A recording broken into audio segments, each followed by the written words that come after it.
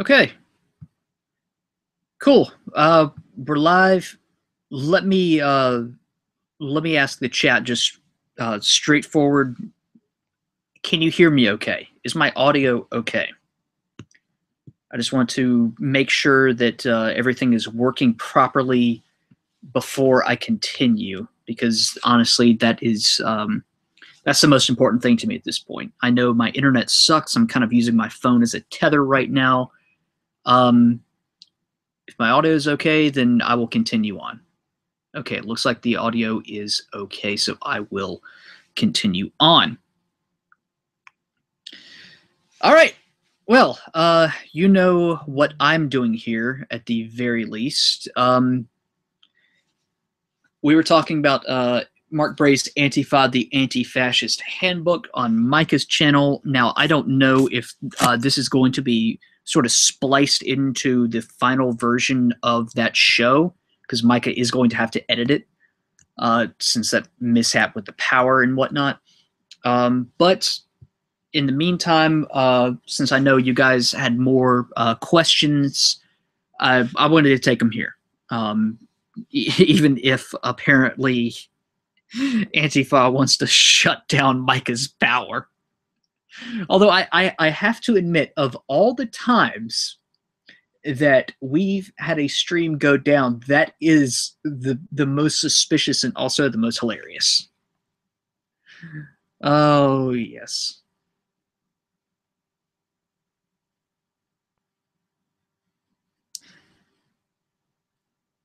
Oh, man. All right. So,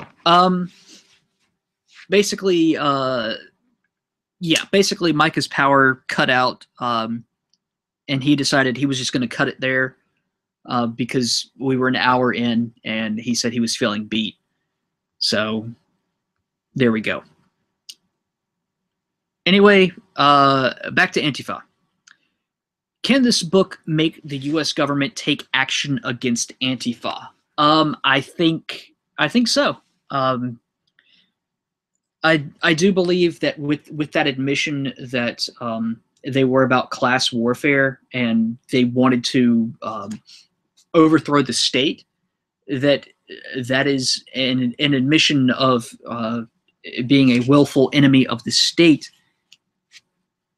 So yeah, if the government wants to put them on a domestic terrorist list, I certainly would not be against that.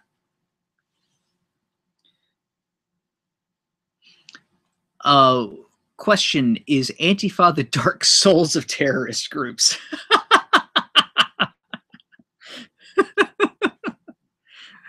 I don't think they're that difficult to defeat. Oh Lord. This is one book, though, by one guy. Antifa as an organization could easily distance themselves from it, except it appears that they haven't been. Bray actually interviews lots of current and former Antifa, just so we can get an idea of what they say, what they think. Some of them go by pseudonyms. Some of them actually have their IRL names in there. So these are not just his views. They are the views of Antifa. And given everything that he's gone through and explained and the research that I've done in reading this, I would say this is not just a this is not just an issue where Antifa can decry this as propaganda, or, well, I guess it technically is propaganda, anti-Antifa propaganda or extremist propaganda, because Antifa at its core is an extremist group. Like I said, they are a far leftist, loose organization that wants to overthrow governments and establish socialist, anarchist, what have yous. I can't call them states because they're anti-statist, in their place as an attempt to eliminate fascism, which is enabled in part by capitalism, white supremacy, racism, misogyny, etc. That is, that's essentially their goal. So that you would have to go against that goal in order to I guess defy or otherwise defame Beret for this. So they really wouldn't be able to easily distance themselves from it. Brainbox, let's see. I'm gonna add you as a mod also.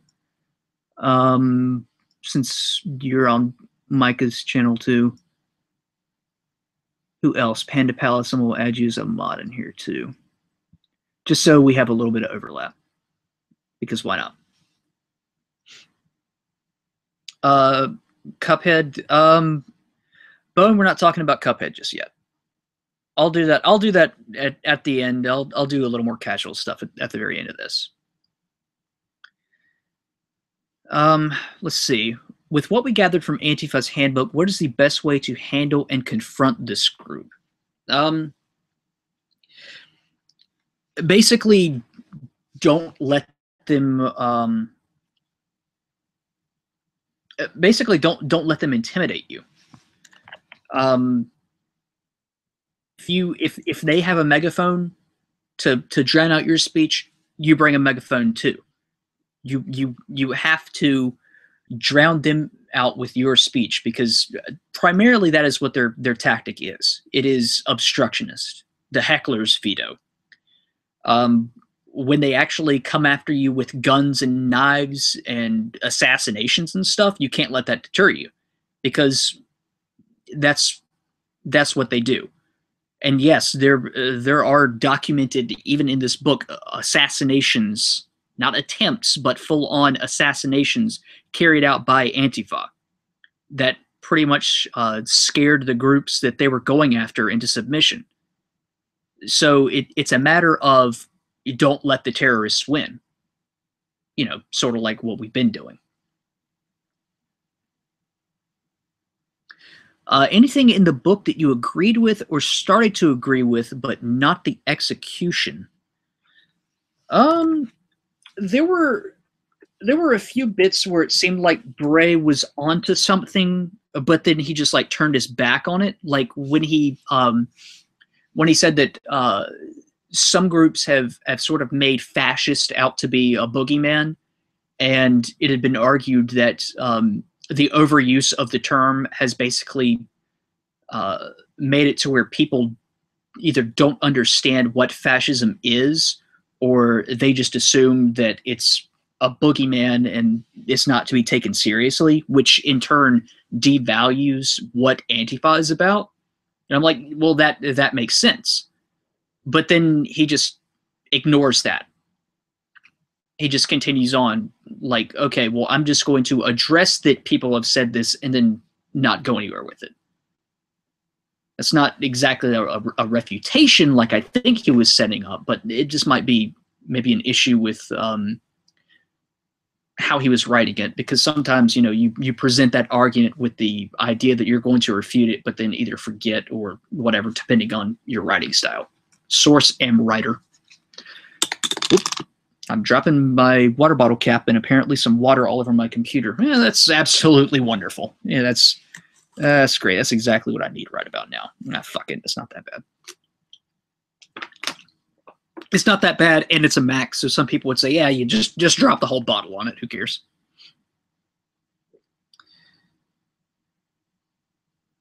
One of the annoying parts of Antifa is how they're global but very American-centric. They protest against police killings in the UK. People shot dead by police last year, 5. That's true. Antifa is essentially a Western thing. Bray talked about the Arab Spring a little bit, but as far as like actual Antifa groups, they were almost always, if not always, concentrated in the Western world, that is Europe and the United States. So Yeah, it is a very, very Western thing. Micah says he is okay to talk, so I'm going to pop him in here, see if he can help me out.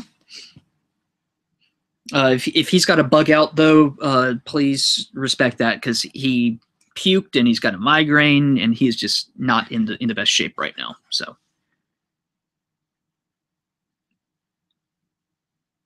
what is the core message of the book? It's weird. The book is one part propaganda, one part history, and one part argument in favor of.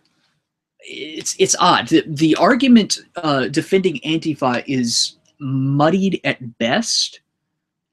It failed to convince me, and I believe it will fail to convince most people, because in order to get on board with Antifa, you do have to agree with the idea that capitalism needs to be abolished, states need to be abolished, and in order to eliminate fascism and its specter, you have to agree to those first 2 points. It is not just about opposing fascism, which you can literally use this book as an example if anyone tries to say Antifa is just anyone who is against fascism. Well, no, that is demonstrably false, and Bray admits it multiple times through this. You basically cannot be a liberal and be an Antifa.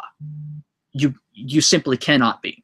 You have to be a leftist. You have to be really far left. So the point of the book is trying to establish that as the reason why Antifa exists, and not so much the selling point of it, but the argument for it. And I mean, it failed to convince me, like I said. So I don't know what good it would serve outside of just preaching to the choir, rallying the base.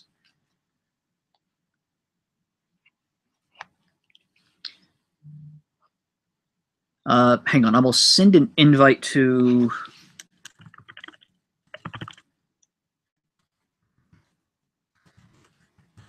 Mr. Micah Curtis.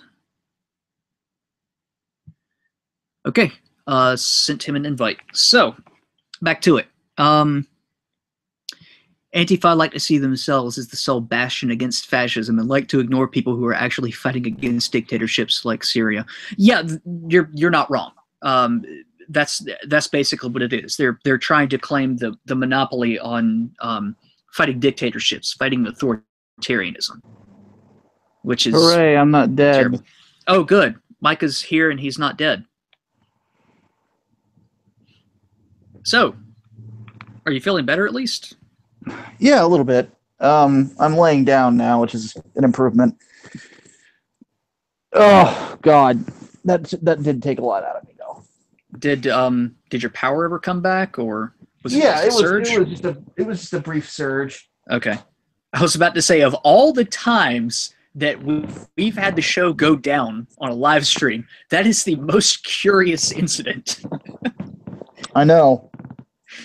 It's probably nothing. In all likelihood, it's probably nothing. But we can certainly joke about we're on Antifa's hit list now.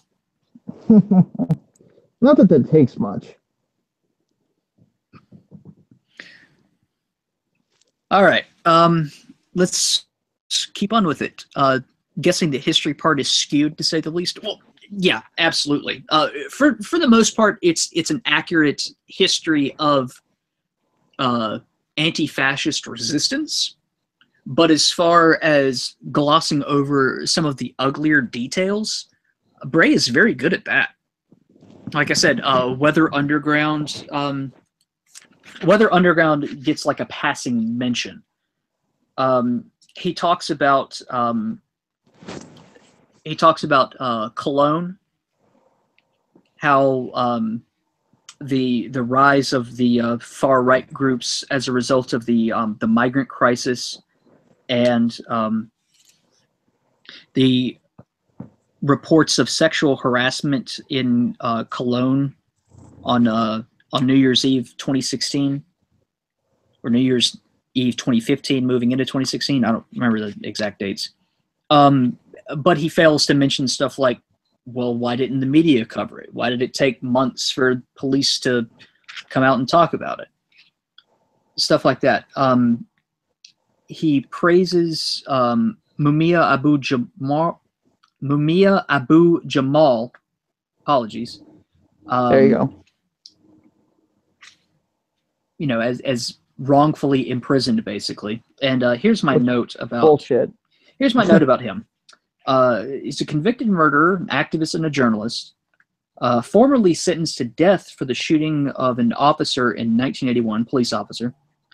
He was disruptive in court, including during sentencing. Amnesty International protested the trial, and he's been made an honorary citizen of 25 cities, including Montreal and Paris. He was also a Black Panther. He should also have been given the chair. So, yeah, that got glossed over. The John Brown Anti-Klan Committee, pretty much glossed over. Members of that group were involved in a string of bombings of military, government, and corporate targets in the 1980s. Founded by ex-Weather Underground members, a Black nationalist group, and one of their members, Linda Evans, actually had her 40-year sentence commuted by President Bill Clinton. Of course. This group was responsible for, or at least it was at least tied to Weather Underground. I don't remember if they were wholly responsible for bombing the State Department. I think that was Weather Underground. But government buildings, nonetheless. Terrorist group?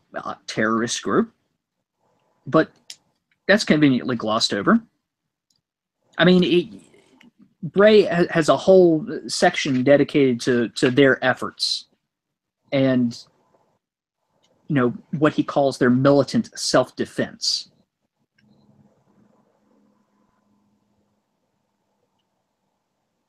Which I still say is South Park logic. Yeah, it is. It really is. I mean, it's a way to justify them perpetuating acts of violence and terrorism in a newspeak-ish way. Or hell, I don't even know if I'd say newspeak-ish. It really is newspeak.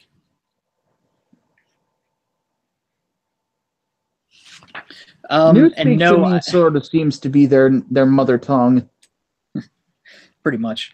No, I am not going to mention Sacco and Vanzetti because they were not mentioned in here. They were not mentioned in the book. Sorry. Guess they weren't extremist enough. Let's see. Where's the other bits of history that got glossed over? Oh, Red Action.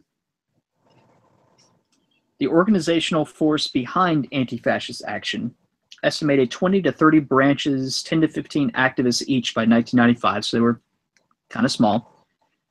Formed by expelled members of the Socialist Workers' Party for their involvement in squadism, which is basically, you know, militant tactics, not unlike Black Bloc. Members would go on to found the Independent Working Class Association, sponsored by communist groups. And like I said, the history of Antifa is in part the history of communism. And you could easily argue that fascist groups rose to oppose communism, because, you know, when did Mussolini come to power? Well, right after the communists took over in Russia. You know, what was going on in Europe at the time? A little bit of a Red Scare. They thought communists were going to come and take over there. So what happens? Well, yeah, fascism comes up. Of course. And then look who were the majority of people that Pinochet killed. They were all communists, far left, you know, types. The two groups have always been at odds. And I think that's the only reason that the horseshoe is really divided, is because on the right-hand side, extreme authoritarianism is incredibly nationalistic. On the left, not so much. They see everything as a global sense. Pretty much. It was more so about the ideal, the communist ideal, as opposed to, one particular nation. There was a note that I stuck in the book very early on. It says, why is Bray so insistent on calling these self-defense groups? There's the occasional death that he mentions, and then justification of violence as self-defense. This is not a coincidence. No. And this is 46 pages in that I left this note. Well, he has to establish that early. Reason being is that for his argument for him to consistently make the argument, he has to basically redefine what self-defense is, meaning the idea that if there is an oppressive regime, or what he defines as oppressive, which he also has to redefine, then he has to make it apparent that the problem is not that they are going out and beating people half to death. The problem is that there is already a supposed oppressive regime in place. Now, again, he has to redefine several terms to make the argument. In which case, I would say just the fact that he has to redefine everything means he doesn't have an argument. Dynasty Star. Oh, go ahead. Sorry, I was just gonna say in a debate scenario, which is why I don't think he mentioned Ben Shapiro. In a debate scenario, he would get annihilated. Oh, absolutely he would. He knows he would. Because Shapiro would invite him on his program in an instant. I mean, and he would slaughter him. I mean, just the argument about Antifa being anti-free speech. I mean, he tries to turn it around and say, well, the U.S. is against free speech because it doesn't provide them to convicts. Well, he doesn't give any examples there. The only thing that I can think of is voting rights, but on the flip side, what is a convict? A convict is someone who is convicted in a court of depriving someone else of their rights. True. Therefore, they lose their own. Though he does go on to say later on that the justice system, and he always uses it in scare quotes, is inherently racist. So I believe the argument is coming back around to, well, if you're not giving free speech to convicts, then your idea of free speech is racist. But again, he doesn't... It also makes no sense, because right now there is most crimes, it seems to be, are committed by minority groups, because minority groups have been shunted into these ghettos by Democrats. So, geez, it's almost as if Democrats are the real racists. I wonder. Dynasty Star did have a question for you. Is Antifa the dark souls of terrorist groups? No. They're not even close. The toughest, historically speaking, the toughest terrorist group to crack has been and probably will always be the IRA. The British just could not get a handle on them. Think about it this way. The IRA existed long enough to become a legitimate political group. They most of the former members gave up the violence and just now we're trying to get into Parliament. With the goal of complete Irish liberation. Which actually brings into the next question. Did the IRA get any mention, and are they considered anti-fascist? I seem to remember the IRA being mentioned. However, I can't find it anywhere in here. As for whether or not they were anti-fascist, I don't believe so. I don't believe he actually argued they were anti-fascist. Maybe anti-authoritarian, but I think that would probably be it. Yeah, I don't believe he actually outright said, yeah, they were anti-fascist. Well, the thing is that an anti-fascist type would never be for pro-IRA anyway. Because IRA is basically just is nationalistic. They want a unified Ireland. They want Northern Ireland back. So their goals are not to, establish some communist country. They want Ireland for the Irish. It's a nationalistic group. So, if anything, they would hate them. But yeah, the IRA were the toughest to crack for sure. The only reason that we're having issues with Antifa is because, again, on a city and state level, some of the politicians have no spines. Bunch of fucking jellyfish.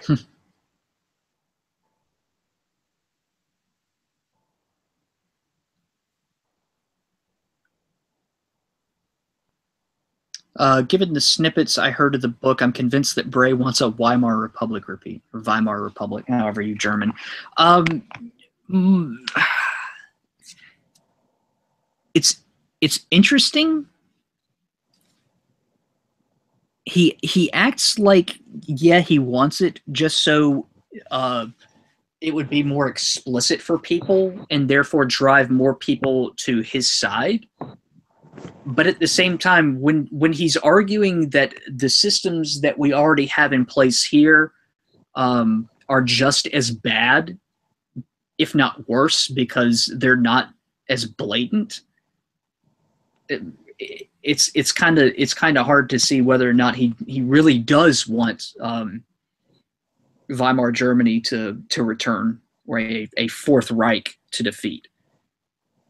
But it does sort of, well, not really a solution in search of a problem, but more like a solution looking to justify itself. A solution that has existed conveniently for the last, 150 years? When was the Communist Manifesto published? Do you know offhand? It was in the late 1800s. Let me Google foo it. I love having a new smartphone. Oh, 1848, mid 1800s then. Oh, mid 1800s. So no, longer than 150 years. God, what's to say? It's been a long time. The Russian Revolution, though, that's 100 years old. So yeah. Will talk about more games where I kill commies. I just thought of that. It's like there's two I can think of: Black Ops 2 and Metal Gear Solid 3. We'll talk about Boy Scouts and stuff later on once we get into the more casual bits of this, but primarily Antifa right now. Yes. Let's see.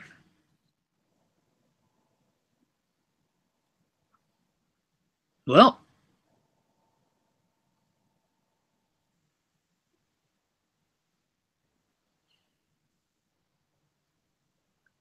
doesn't even look like. Oh, here we go. I hate it when people wrap themselves in good titles to protect their hate speech. You criticize Antifa, you love fascism then. Same with some feminists who use the title to defend their hate. Well, yeah, it's basically trying to wrap yourself in a visible virtue signal. I mean, look at just recently to use a current pop culture. No, not really pop culture, but a current news item as an example. All the celebrities that are unabashed feminists that are totally silent about Harvey Weinstein. Especially Obama and Clinton. Oh no, Hillary Clinton finally put out a statement. I think honestly she had more to say about the Las Vegas shooting than about Harvey Weinstein. I will give credit to Kamala Harris, though. Well, half credit maybe. She's pledged to donate all the money she received from Harvey Weinstein to women's advocacy groups. I don't know exactly what groups. I don't have any receipts that she's donated anything, but if she does, then props. But so far, half credit, third credit, maybe. I don't know. Do you think the book could turn off supporters more than bring them to the cause? It depends.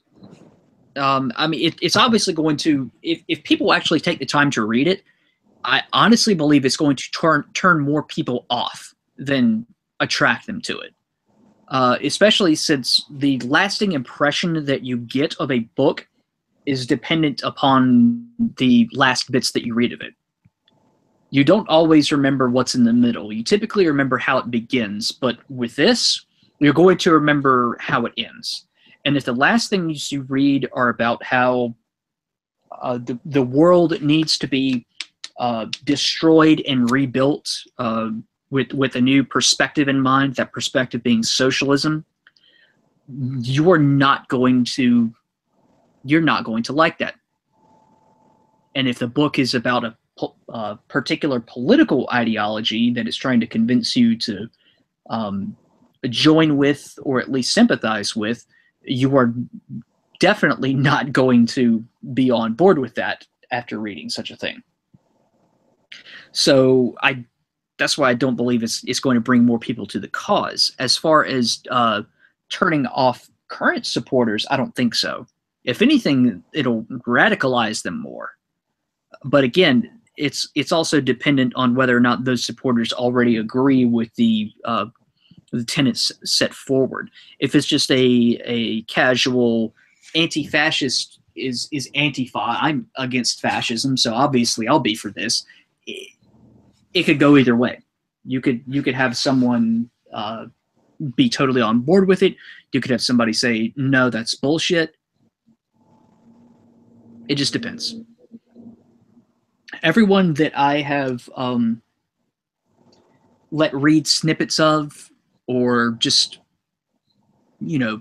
explained bits to, has been turned off from it, including some of my friends on the left wing. Actually, it's kind of funny. One of them in particular. Here's the thing. On the left, I would think that a bunch of them really prefer the happy socialism of Bernie Sanders. Well, yeah, and they would like the violence. That's exactly what that's exactly what I was gonna say. One of my friends who is admittedly on the left wing. I don't know if I'd call her an outright socialist, but she's more privy to their policies than anything else. She said no, because Antifa wants a socialist revolution, they will inevitably fail. Like if they want their goals to be accomplished, then they have to participate in the marketplace of ideas just like everyone else. And if it's good enough, then more people will come on board to it. But so long as they are dependent on violence or just outright force to accomplish their goals, they're going to fail. Especially if it's so radical as to destroy entire nations.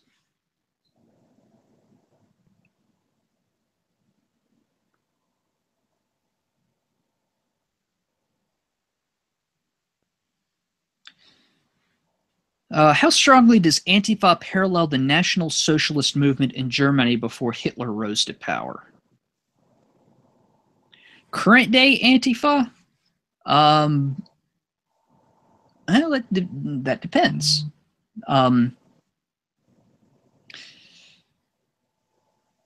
If we're talking about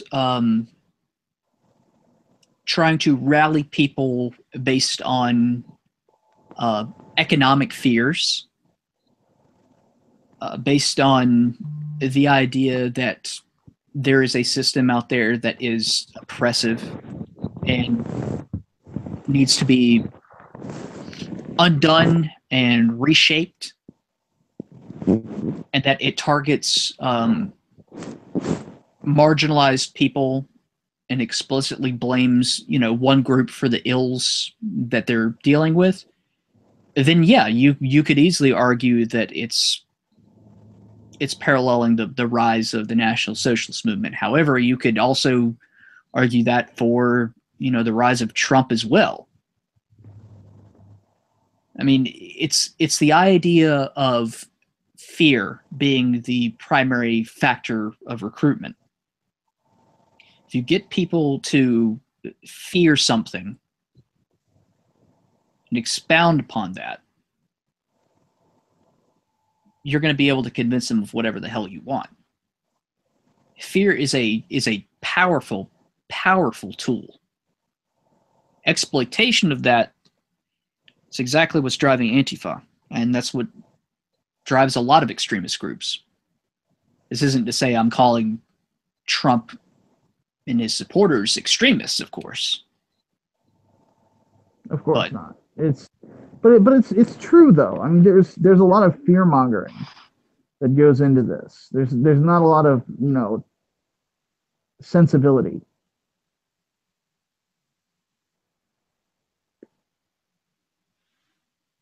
You're trying to let people know that or feel rather that every single thing means that the world is going to end, and if you don't flip out about it, then it's only going to get worse. Yeah, pretty much. And it's funny. Here's the thing: it does happen on both sides for the sake of fairness. The difference is that let's face it, right wingers simply are not as violent as left wingers. No.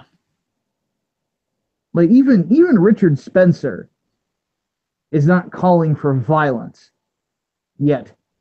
No, not yet.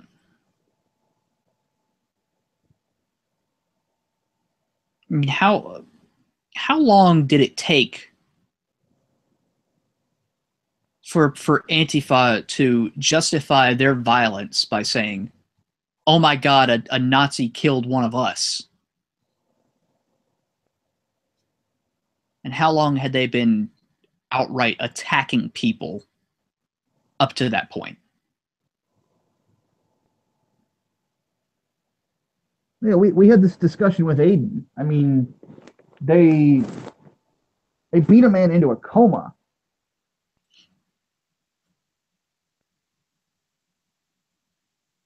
Yeah. I think that should say volumes.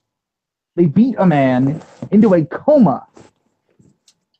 And by the way, people send good vibes to Aiden because Destiny's fan base is going after her. And apparently they have doxed the poor girl, and I only say girl because she's younger than me.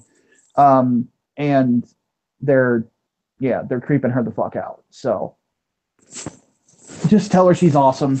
Basically, don't confront, don't even touch Destiny's fan base. They're a bunch of howling retard fucking monkeys.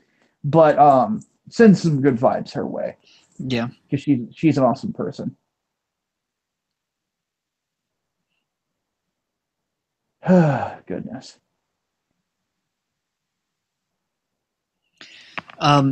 Anyway, let's get back to it. Regarding the Antifa handbook, how well is it actually written? Is it decently written, or is it some kind of Tumblr fan story levels of grammar? No, it's decently written. I mean, you do have to have a, not so much like a higher reading level, but you have to be able to comprehend some of the concepts of critical theory, Marxism, etc., to really get a hold of this. Which are a giant fucking mess in and of themselves. Yeah. Now, it does go into word salads during the points in which he makes some arguments or refutes some points, which is like the last quarter of the book, really. That's to be expected, though, because a lot of these like postmodernists and Marxists, like, they have their own language at this point. Oh yeah, absolutely. Like you really do have to break open a dictionary to be able to understand them. I mean, it's not unlike Scientologists, really. If you want to argue with them, you have to use their terminology, else they will either assume you're an idiot or try to out dictionary you, I guess, for lack of a better term. But no, like he's got whole bits where he tries to unravel these arguments. You know, shutting down Nazis makes you no better than a Nazi. What about anti-fascist principles in the university? Does no platforming fascists erode free speech in a way that hurts the left more than the right? You know, that sort of thing. And that's where it gets to be kind of word salady and, well, assume that I know what I'm talking about, despite the fact that I'm not using any sort of evidence to back up my points. Like he uses the prison industrial complex argument a lot. That because which is hilarious because there's so few privatized prisons. Yeah, well, it's not just that. It's the idea that the U.S. has incarcerated so many people compared to the rest of the world that obviously it makes us an oppressive state. And, you know, because of the loss of freedoms that come with being imprisoned, that means that the U.S. is not committed to the ideals of freedom as Antifa is, which makes it in turn an authoritarian state. But he doesn't go into detail about like specific losses of freedom, like the whole free speech thing. Well, the first thing that came to my mind was, okay, voting? Is he talking about voting? Or is he talking about like the ability to protest from within prison? Because if that's the case, that's stupid. It's like at what point do you acknowledge that someone can lose their freedoms? Well, he argues that if someone is advocating for a violent ideology or some kind of oppressive ideology, then they don't deserve to have that free speech. They do need to be no platformed. Okay, well, what if somebody takes that into a violent act? You know, what if somebody deprives another of their, I don't know, freedom to live? I would think beating someone into a coma is certainly depriving them of their right to life and pursuit of happiness. Yes, I would assume that too. So is it not reasonable to assume that that person deserves to lose their freedom for taking another person's? But it was self-defense. Yeah, well, that's the thing. And he doesn't make any sort of argument about how many people are either unfairly imprisoned or otherwise unjustly incarcerated. I mean, he alludes to the fact that, well, not really alludes to, he outright says the justice system is racist. It's not a justice system. He uses it in scare quotes. So it is, by all intents and purposes, evil. Here's my question. He's a feminist, right? Absolutely. What about the rapists? Interesting. Like that's one big question to me. And I've had a conversation with somebody who is anti-prison before, and that's one thing I asked him. Are you a feminist? Well, yeah. What about the rapists? You're just going to put them out on the street? Or are you going to kill them? Like, what are you going to do? Because option two, but option one, you know, there's there's a discussion you need to have about whether or not that actually fits your fucking beliefs, pal.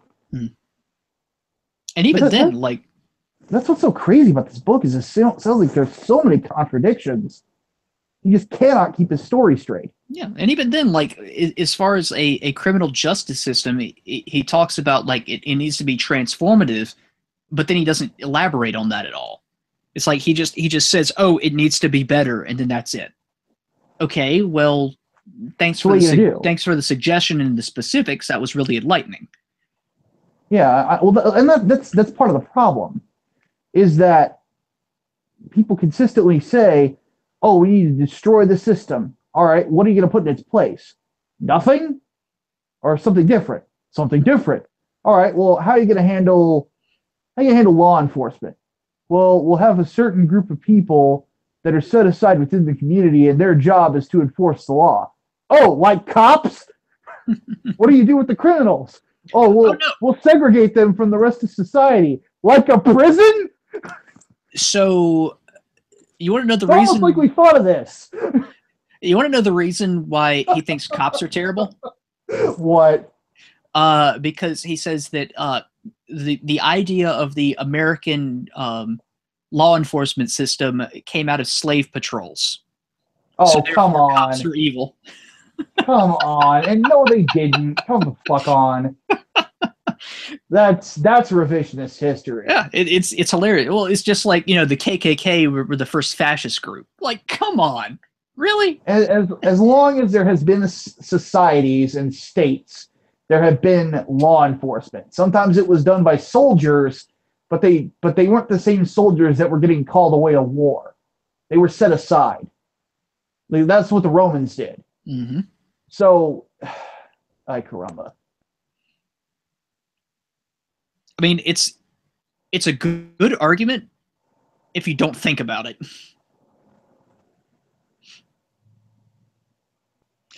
All right, Well, let's get back. that's the thing. He's assuming that so many people are fucking brain dead. Well, yeah, But like then again, if you look at the people he's reaching. yeah, I mean, you really have to trust him on a lot of the points that he's making, on a lot of his arguments, because he doesn't back them up any further than just, okay, well, it's wrong because of this. He's like the male Anita Sarkeesian. Sort he does of. the same shit. Sort Well, of. actually, no, that's not even completely true, because at least Anita Sarkeesian will cite other feminists. Well, to be fair, he's made citations too. Yeah. He does have a whole list of citations, like 450 citations at the back. Yeah, but you wonder how many of them are fabricated or bullshit. A lot of them are interviews, to be perfectly fair. So, but he does have like internet stuff and links and other books. So there's some other research that I can do after this. Although there's another book that I have to read once I'm done with the dissection of this, and you know where that is. Oh, Crash Override, for God's sake. Oh yeah. I wonder if Tech Raptor gets mentioned in that. That'd be hilarious, actually. I wonder if I get mentioned in that. I'm sure Kotaku in Action does. It almost has to. I know KIA is, but yeah, she might reference both of us, actually, now that I think about it. That'd be fun. Because she came after me at one point, so did Brianna Wu. All right, let's get back to some questions before we get totally off course. Yes. I was thinking of, if I was thinking of being Antifa, how good would the book actually be as a handbook? Handbooks are normally guides and such. Well, it would have to convince you first. It would have to push you over the edge and convince you to be Antifa.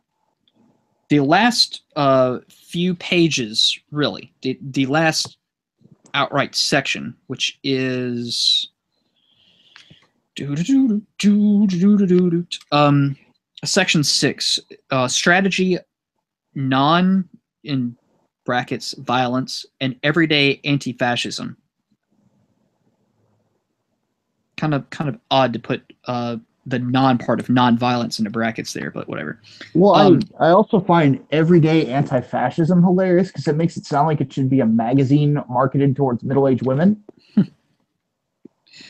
But yeah, that's like the last 40 pages or so of the book, and that is like your guide. You know, what can you do? And that's basically no platform people, call out oppressive behavior, keep yourself safe first, but go and attack people if you have to.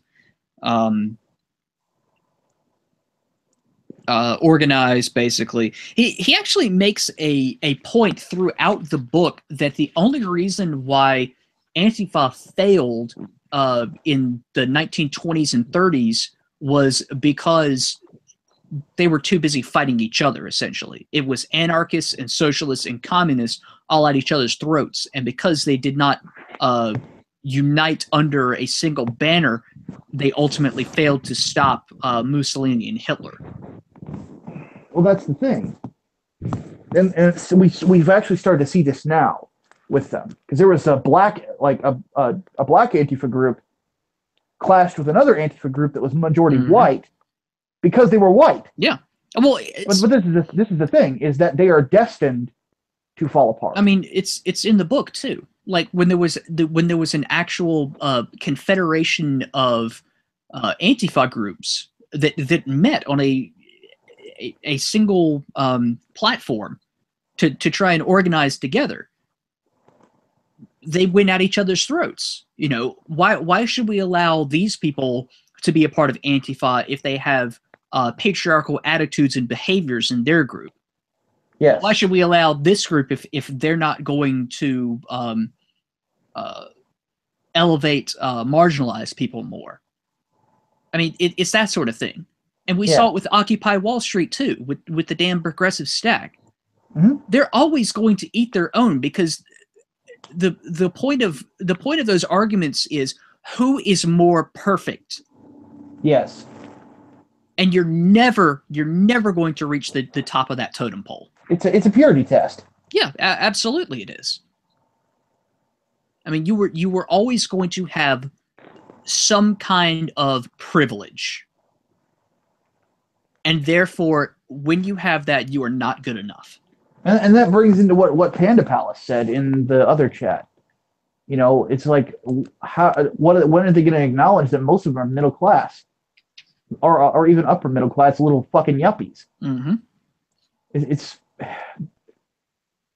nothing about it makes sense, because their existence basically doesn't make any fucking sense, and they are struggling to justify it. Yeah. Oh God. Yeah, it's preposterous.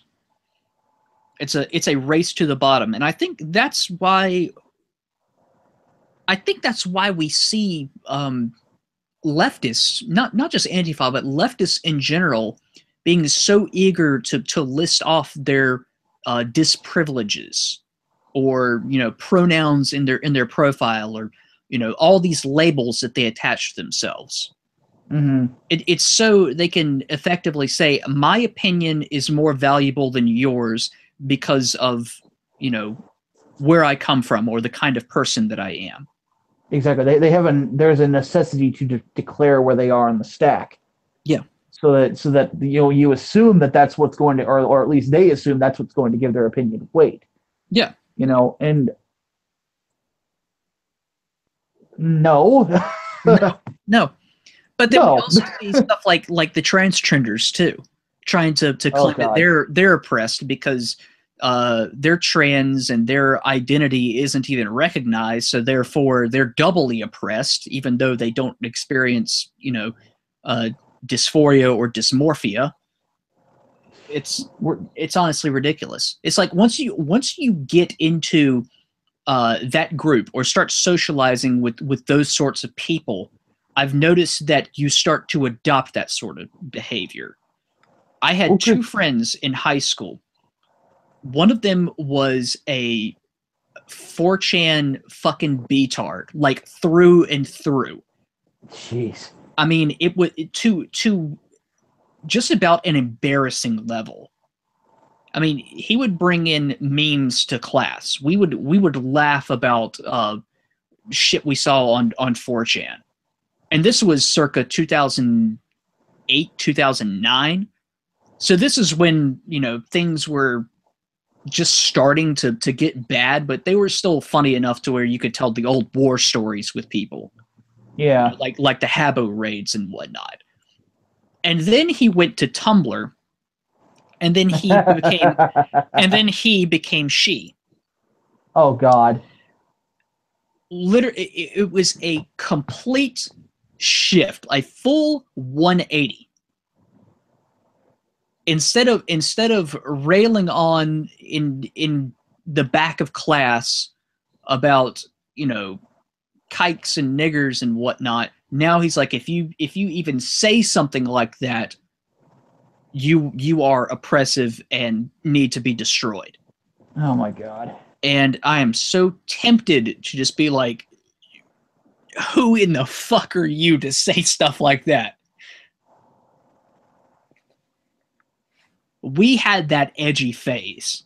We did it. Or come on, you have to own up to that. Yes.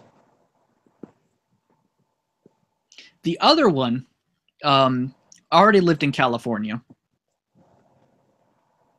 So, I think it was Northern California where she lived. Moved to San Francisco. Basically cut me off after she got into college because she didn't like some of my opinions. I found her again years later. She had shaved her head, Oh, jeez. She made him pierced kind of look. pierced her face with all kinds of metal shit. Um, Openly hated men. She said she was pansexual unless you identify as a cis male. The fuck does that even mean? It means that she was a Did she fuck misandrist. dogs? I don't fucking know. I don't know. It seems like the definition of pansexual varies from person to person. Well, that's the thing. Like, well, pansexual or omnisexual. So you fuck everything. That you need to look up what the pan prefix means or the omni prefix means. Do you put your do you pull your panties off and put your legs up and say you're fucking the Lord? I just Oh god. what the hell? North Carolina needs Micah and the Hatman. Yeah. I'm starting to notice. Yeah. Well, she was in California here, so Yeah. well, we're as far away from her as possible, or you will be at least. But anyway, yeah, that was kind of funny. She became they. I don't remember if it was genderqueer or non-binary or whatever, but basically switched over to they pronouns. And also of interest, she talked about how she didn't want to have penetrative sex with anyone unless she was being paid for it anymore. Huh. She was also an anti-capitalist.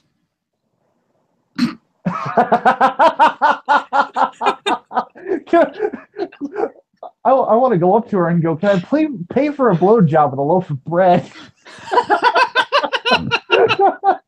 Because look, I got some split top wheat here that's fresh. I mean, fuck. If you want, I'll get you some of the vegan shit. I don't care. I'm having a really rough day. Oh yeah, that's right. She did. I think she did. No, she was gluten free because what was it? Celiac disease. Oh, okay. So she actually had a medical reason. This was before the whole transition thing. She actually did have to do that because that's how I first learned about the whole gluten free thing before it became a trend. Yeah, same here. I mean, God, that was not a fun phase. I dated a girl who had celiac disease, and dude, when her and I broke up, you have no idea how much bread I ate. All of it? Seriously, like it was insanity. I just had sandwiches day after day after day and pizza. Like that was it. Like burgers and pizza. I was like, at the end of the week, I was like, felt like I was 40 pounds heavier, but I was so much more happy. I mean, sex was great with her, but I mean, this is me and pizza we're talking about. I mean, I was separated from pizza for like 4 months. Do you have any idea what hell I was in? See, that's she was not around. That's easy for me, but bread, no. God, I need my garlic bread, man. Oh my God, I know. I do not care if bread makes you fat. I need it. Well, here within about a month or so, I'll be cheating in that regard. So, ha! Anyway. Yeah, for those of you who don't know, I think the chat is mostly full of a fan base, right? Oh, yeah. Just as an announcement, there will be 2 times probably within the next 4 or 5 months that I will be going under the knife. In which case, I'm gonna get in touch with some friends who are content creators and see if they'll do guest videos for us. But one is to get my teeth fixed up, possibly even replaced. The other, I'm going under the knife and having my stomach stapled. So, yeah, that's gonna be awesome. But at least I'll have a full face of teeth and help me slimmer. I mean, I'm kind of cheating, but still, I'm getting old. My body's breaking down a lot faster than I thought it would. Oh man. Anyway, I think we've gone. See the damn chat. think we have gone off topic, so I'll come back and answer the last few questions, and then we'll make it the full on casual stream.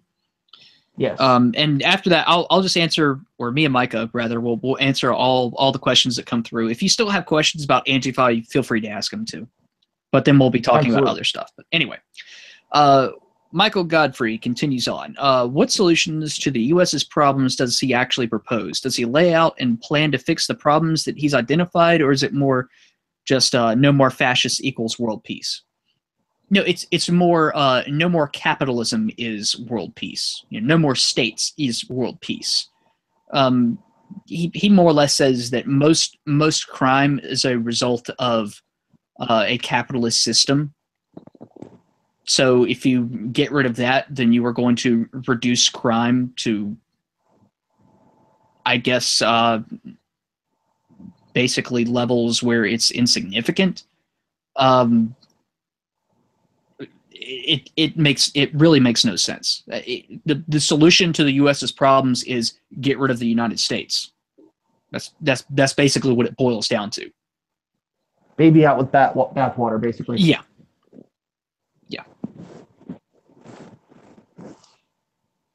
And yes, he does want to radicalize the reader. That's not. He makes no bones about that. I mean, he straight up says in the introduction that the book is propaganda. At least he's honest about it, I guess.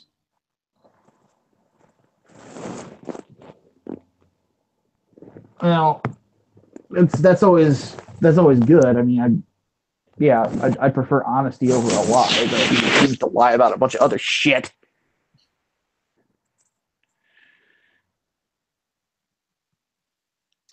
I can't remember if you said the book talked about this, but what does it say about religions? Asks Eclectic 1995. I imagine there can't be anything positive. It does not say anything about religions, actually. At all? Except for Islam, but that's as far as talking about Muslims as an oppressed group. That's it. As far as like either bad-mouthing or praising religion. No, actually, I take that back. It does say that at least in response to the arguments about Islam being an oppressive religion, he does sort of turn it around and say, oh, well, don't you know that other religions like Christianity are oppressive and promote second-class status for women and whatnot? But my crusades. Yeah, it's basically that. That's all it is. But no, that's about the only bit about religion that he really gets into, and even then, it's just a generic argument from a generic asshole. Shit. Find my phone charger. Micah's rolling over on the microphone, by the way. Yes, I am. Sorry.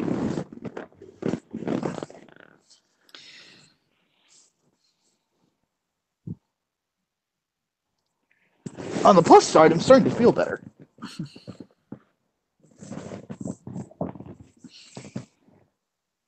Speaking of a propaganda machine, do you feel like people are actually waking up from the leftist nightmare-inducing indoctrination? No, not really. I think some people are finally realizing what the left is trying to do, but I think those are the people that were already going to be against it in the first place.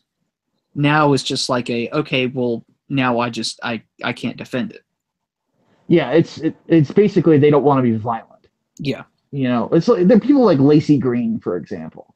Lacey Green is still a fucking leftist. Yeah, absolutely. I mean, but she doesn't want violence. You know, like I said, she's one of those happy Bernie Sanders type of socialists. You know, it's the happy socialism, which is what he sells. You know, but no, I don't really think that he's or that's really like a big wake up. I think that there are some that are starting to understand the necessity of dialogue. Something like that. let's see. Shenanigans asked a question about Muslims. Isn't it funny how when the people shill for Islam, they make a lot of Muslims seem like whiny cryberries, whiny crybabies that can't take, they take, Jesus Christ, I can't English today. Let me start over and not embarrass myself, hopefully. Isn't it funny how when these people shill for Islam, they make a lot of Muslims seem like whiny crybabies that can't take care of themselves? It's a pattern with virtue signaling. Well, yes. It's them barging in and saying, Yes. no, let me, the white person, speak for you. Let me, God, I really want to find this bit. I did mark it. I just don't remember what flag. Okay, here we go. Quote, nationalist hysteria about the refugees was exacerbated by the economic turmoil wrought by the financial crisis of 2008 and the widespread fear generated over recent years by a series of bloody attacks carried out by so-called radical Islamists, including the Charlie Hebdo shooting and the Bataclan nightclub attack in Paris in 2015, the Brussels airport attack and metro bombings in March 2016, and the truck attack in Nice, France in July 2016. Most recently, an explosion outside of a concert in Manchester, England killed 22 people in May 2017. Far-right parties wielded an ethnic and linguistic interpretation of citizenship to marginalize immigrants and even second- or third-generation minorities. They warned of heightened crime, especially sexual assault, strains on social services, competition for jobs, and fundamentally a loss of national, racial, cultural, and religious identity. Although statistics show that refugees have not caused a notable increase in poverty or crime, perception is reality, George Pazdursky, I hope, of the far-right AFD argued, and at that moment our citizens feel unwell, insecure. In this tense context, a significant number of far-right parties have emerged from relative obscurity to challenge the European order by jettisoning their explicitly fascist origins or associations in order to cultivate a mainstream appeal. By pivoting from biological racism towards cultural difference, security, and scarcity, they have harnessed and fomented popular fears about immigration. They have also capitalized on outrage over widespread austerity measures that socialists and left parties often grudgingly accepted or even orchestrated. Their Eurosceptic solutions entail a turn away from the globalism of the European Union toward a return to the traditional sovereignty and chauvinism of the nation-state. So, basically here, two things. One, if you're pissed off about attacks perpetuated by radical Islam, then you're actually a mainstream fascist because that's rooted in anti-immigrant and Eurosceptic policies. And two, so-called radical Islamists. I'm not sure if he means that these are just regular Islamists or they weren't Islamists.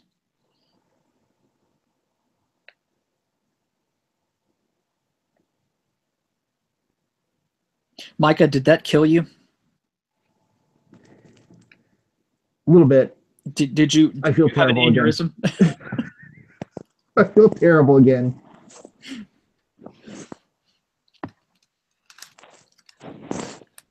I think I gave you an aneurysm. I mean, it certainly gave me an aneurysm when I first read it. And again, I think this whole book is just a series of strokes. Yeah, this book's kind of gay. Yeah. Anyway, Michael Godfrey, I'm interested if Russia is mentioned in it. Did they hack the elections again? It's funny. He actually does not blame Russia for Trump winning. What? Nope. He blames the rise of white nationalists, saying that it was always there in American culture, but now it had an icon. So the same bullshit that Ta-Nehisi Coates argued. Yeah, pretty much, yeah. Oh, fuck off. Guy's an asshole. I think he actually quotes Ta-Nehisi Coates a little bit. Ah! It's like double cancer! Oh, I totally forgot about this part. Appendix A, advice from the anti-fascists of the past and present to those of the future. Shall I? Oh, God. All right. I asked many of my sources and interviewees for this book if they had any advice for new anti-fascists based on their experience. What follows is a selection of their responses. I present these quotes without commentary in an effort to create a kind of curated primary source for those starting to organize today against the far right. Some of the pieces of advice contradict each other. No. Really? But this simply reflects the diversity of opinions within the movement. This is a collection of general advice, not a detailed nuts and bolts how-to guide. After some general points, the section is loosely organized into organizing strategies, intelligence, security, tactics, and internal dynamics. All right. Starts off very simple. Every situation is different. There's no one piece of advice. Get in touch with anti-fascist groups in a city near you or in your country or any Antifa anywhere that you respect and ask them how they did it. Did what exactly? That's what I want to know. Waste their parents' money? Don't copy what other people are doing. There's no template. Work with the circumstances you have. Show up and make sure you feel confident that you belong. You do. Be willing to make mistakes, but remember that making mistakes has gotten people hurt, jailed, and killed. Jesus. Don't lose track of what we're fighting for. The most important thing with anti-fascism is to show up.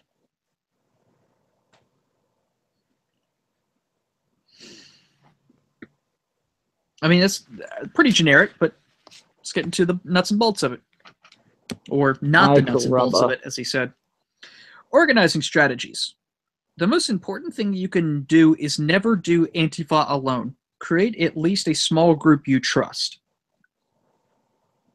If you are alone, you are just a gang. I don't think that's how it works. Yeah. Don't get isolated. Building a group on the basis of a circle of friends and later inviting some other people is very effective. Isn't that how movements start in general? Yes. Simpletons. Indeed. Don't just keep adding people to your group. Establish a core. So, let's see. Organize. Make a sort of tier system. The core being the people that would have some sort of authority. Almost, oh my god, it's like a government. Oh my god. The most important thing is the cultivation of solidarity between groups. You need to adapt your strategy to the groups you are fighting and to some degree to the place you are operating in. I mean, that's not a bad piece of advice just in general, actually. Take your time and don't get caught up with ideology. Wow. Oh, what? Wow, this is great. What the fuck does that even mean? Isn't it the reason you're there? Yeah, don't get caught up with the ideology. Don't fight each other over progressive stack bullshit. Hey, he's onto something. Or she's onto something. Camille. It excludes the people. Try to start from the living together. Be able to talk to your neighbors and establish a presence in your community. So basically, try not to isolate anybody based on identity politics. That's some good advice. I don't think they're going to take it. No. That's probably the bit that he said was contradictory. Oh, here we go. The best way to combat fascism is to build a broader left-wing movement. Frame anti-fascism in terms of working-class self-defense. There's that self-defense again.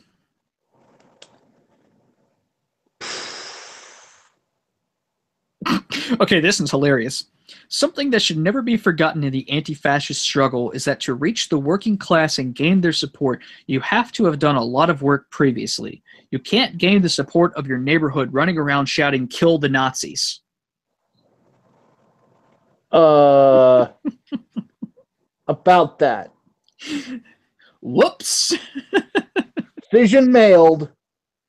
Just saying. I always thought that it is a total war against fascism, not in a military way. No.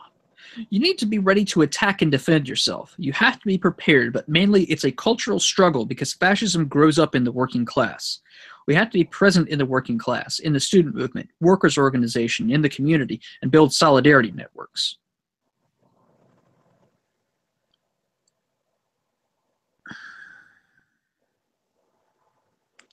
I mean, that's just communism. Yeah. Why didn't he just say proletariat? May as well. I got no fucking clue. You need broader organization with non-militant, non-revolutionary people to isolate and fight the fascists. But if you do have a militant group of Nazis operating in your city, of course, you need to organize a more confrontational group to protect people. How in the hell are you going to be able to organize with people that are non-militant, non-revolutionary when the core of your politics is militant and revolutionary?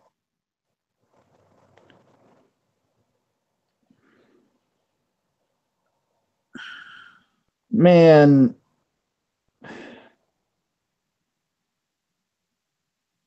Yeah. This is worse than Dragon Maids.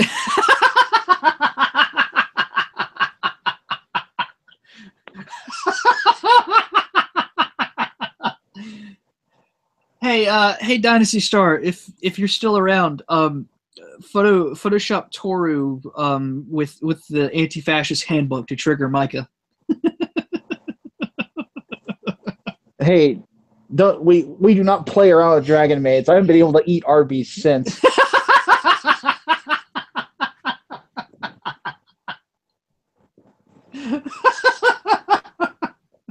Oh god. Oh god. Oh, that's funny. Oh, I needed that. Oh geez, where the hell was I? Okay. Take seriously all that goes into organizing. Create democratic space where people can get involved for the first time. Create a culture of solidarity and respect. But don't recognize that democracy if some right-wing motherfucker starts to, progress with people. Wait, I have to address this. A shirt of Lucula wearing a MAGA hat. What? What? I am so confused. I don't know how to react. Fuck. Oh my god.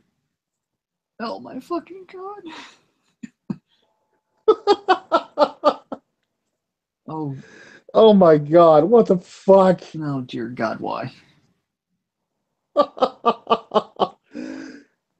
Oh. Oh my god. That's. Oh dear god, why?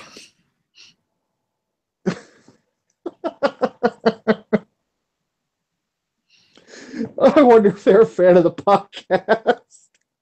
Oh god. Oh my god, that's insanity. There is something. Oh jeez. Yeah, if you have a link to it, send it to me on Twitter. I gotta see that this exists. I just.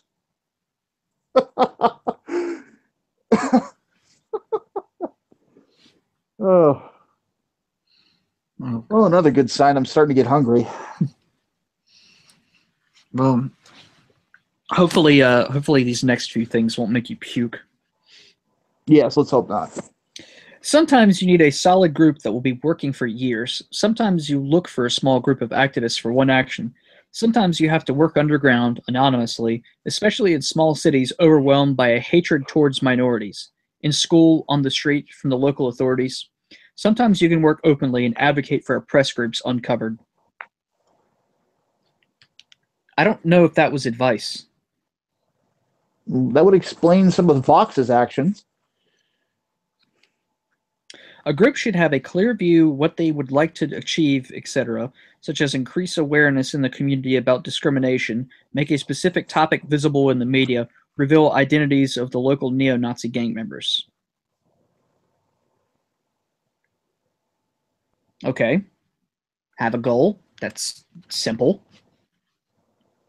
A lot of this is just really simple stuff for organizing in general. Everyone who's targeted by fascists should have a way to be involved, though not necessarily in every action. Okay. We strongly recommend against Antifa groups being organized using the open public model of most contemporary activism because of the risk of infiltration. If an emergency situation, such as responding to a fascist public event, calls for public meetings in traditional mass organizing activist model, this should be kept separate from the long-term group structure. You know, speaking of infiltration, it wouldn't surprise me if we start to see more people do that. Oh, absolutely. After the whole Crowder video. Oh, absolutely they will. Hell, I've thought about it. I know they operate in Durham. That's another reason as to why North Carolina needs Mike and the Hatman. That's literally 45 minutes from my current residence. Not that bad of a drive. Just saying. One extreme option is to function as a group but not give yourself a name and not tell fellow activists what you are doing. Once you have a name, fascists will try to figure out who is in the group. Not having a public face makes your actions even more anonymous. I mean, that's what happened with Gamergate at first. But then because they didn't have a real name or leadership or anything, that's what made them terrible. Double standards, man.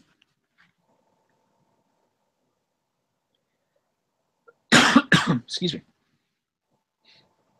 Oh, I see a link. Oh, God. Oh, God. Micah, click that at your own risk.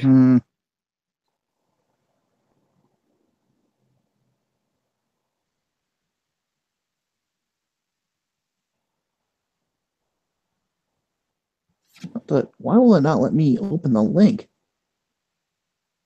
I'll post it in the... No, I don't want to go to his channel. There we go. I got it. There, you got it? Okay. Can't believe you can actually buy that shirt. What the fuck? I can't believe you can actually buy that shirt. I can't believe that is an actual thing that someone has made available for purchase. Oh. What is Redbubble? But still, that's like a place where you can design stuff to put on shirts and yeah, because I've thought of like there's people there are artists that have made like Dark Souls posters that look really good that I want to buy, and they're sold on Redbubble. So because you can't find just Dark Souls posters, which I find strange given how popular the series is.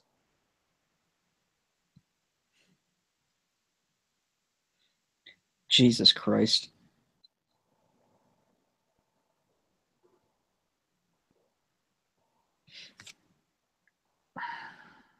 Oh, man. We went from the Antifa Handbook to Dragon Maid shirts.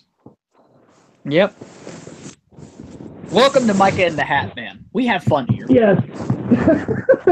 That kind of describes our podcast, like, in a nutshell. Yeah, pretty much.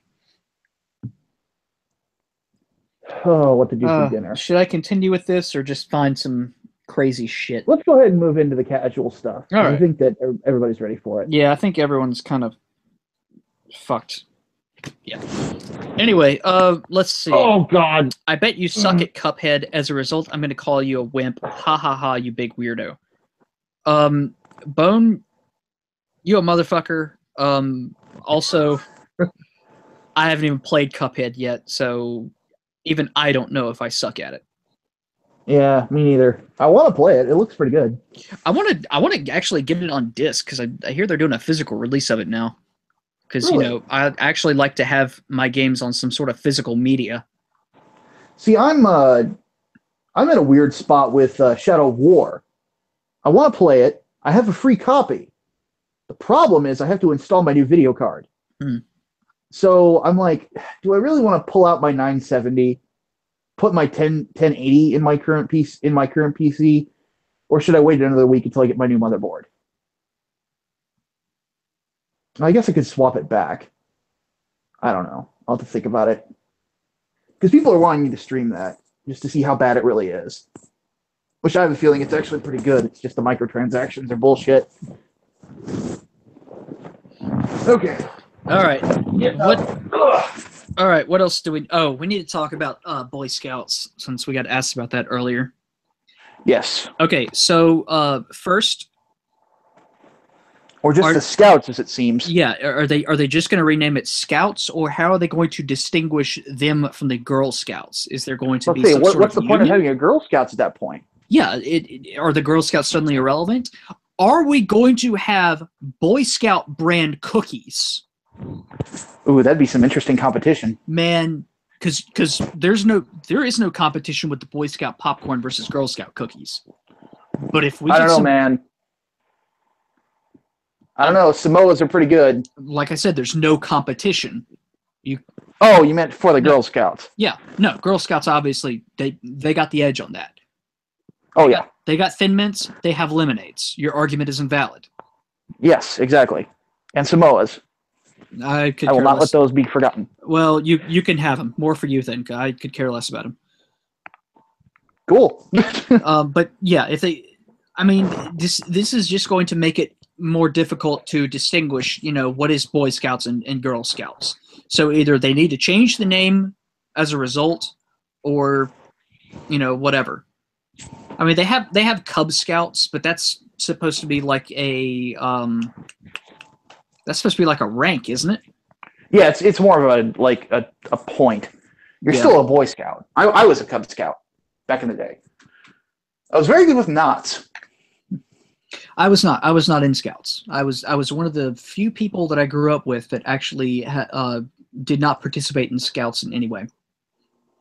I don't know why. I did not. Well, after that first year, I quit, so it's kind of boring. I wanted to play video games. I'll be back in a second. You see, I don't mind if both Boy Scouts and Girl Scouts just sort of united under one banner, and then you could delineate. Okay, well, there you go. But if they just, I mean, even then, like you don't even have to go like Boy Scouts versus Girl Scouts in that regard, because then if people, I say people, but really I should say like kids who somehow identified as like neither boy or girl would be in there, then you can just, okay, well, they're a Scout. But then it's weird because you would have to unite them in order to do that. And I don't think that the Girl Scouts of America is going to want to unite with the Boy Scouts of America. Especially since Girl Scouts... They're working under the assumption that boys and girls don't have different tastes or different things they're interested in, especially at that age. That, and also Girl Scouts do have a bit of a political agenda behind them as well. So there is that.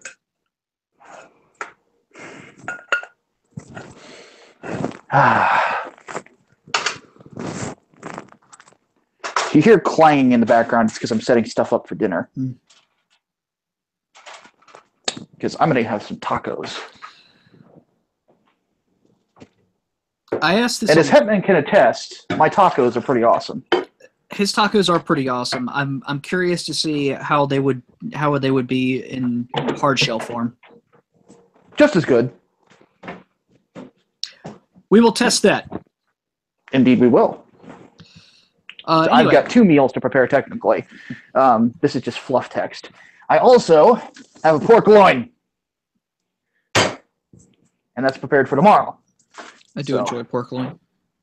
Yes, this is my as you can also attest to, my best meal.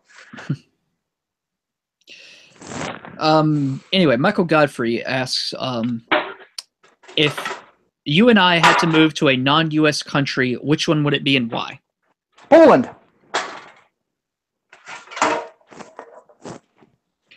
Because Poland has it together? Yeah, basically.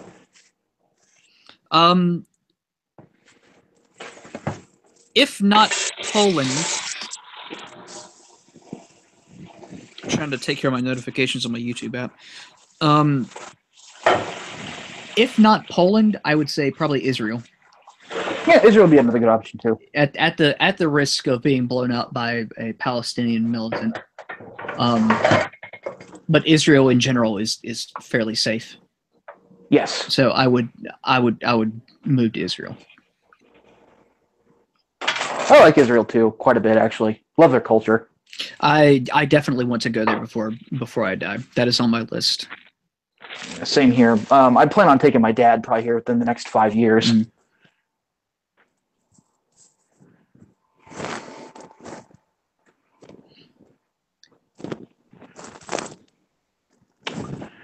Well, let's see. I'm an Eagle Scout. Boy Scouts, when just boys are good for boys. Well, let me try and put this into more understandable.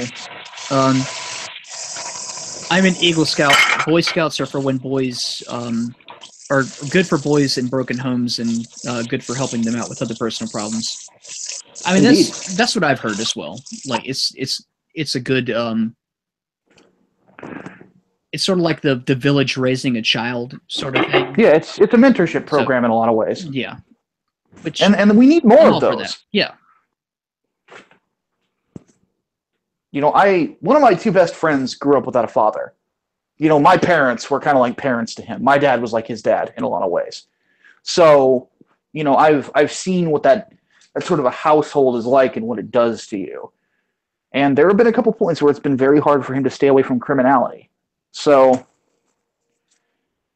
yeah, it's close to my heart in a lot of ways. Not to mention, technically speaking, I'm a bastard, too. I've never met my real parents. So, no desire to either.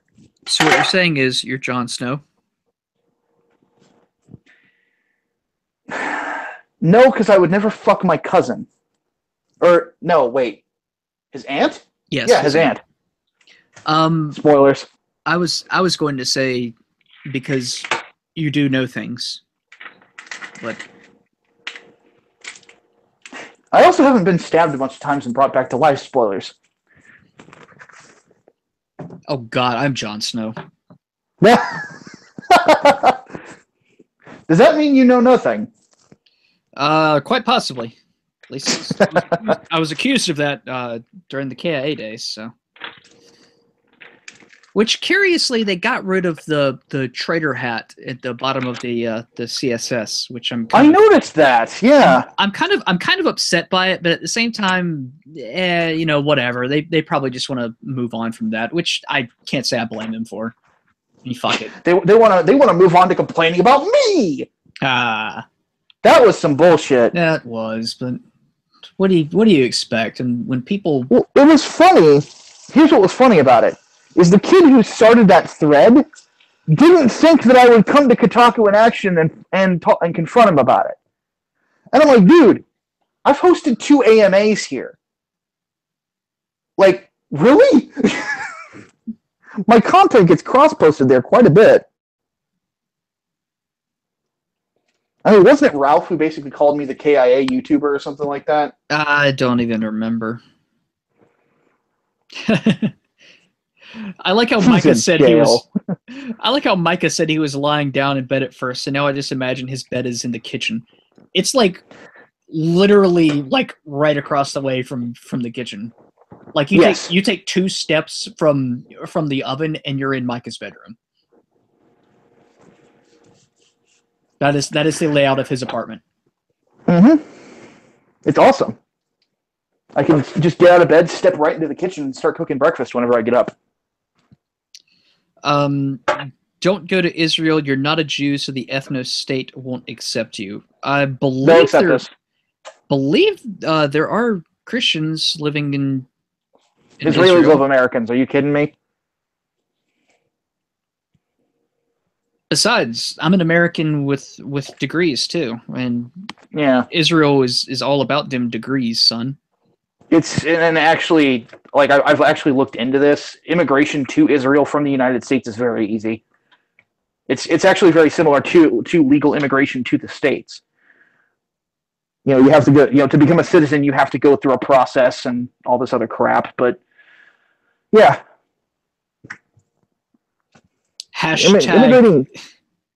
Hashtag Zionist machine is if it's a machine that kills fascists, I mean.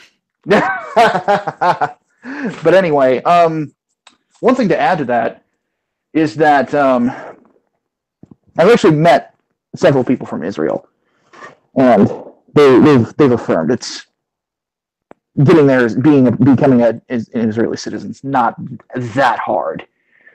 There is a special exception if you are Jewish, though, or of Jewish ancestry, is you can just come right in. But that's because the state was created as a haven for Jewish people because of issues across the world. Yeah, so it's kind of understandable. It's sort of like the birthright thing. Yes. But you have to be able to prove ancestry, though, in order to do that, if I remember correctly. Yes. It's not easy to do. No. Yes, Bone, I know you were joking. That's why I had to respond with a joke too. Oh, I couldn't tell. I didn't even know who said it. I'm cutting meat. Yep, I'm aware, Micah. What would a KIA YouTube be? Are they implying you've been killed, or is this a term I don't know? KIA is Kotaku in Action subreddit.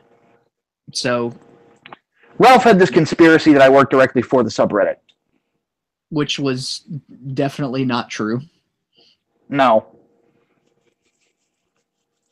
I mean, I don't even work for the subreddit anymore, so.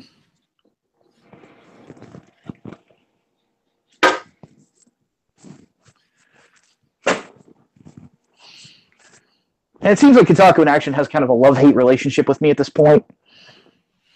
I think that's the case with most people. It's like if you disagree with the hive mind, then it's either a love-hate relationship or fuck you, you're never welcome here again. Yeah. Daily reminder that Ralph is a wiener. He's in jail.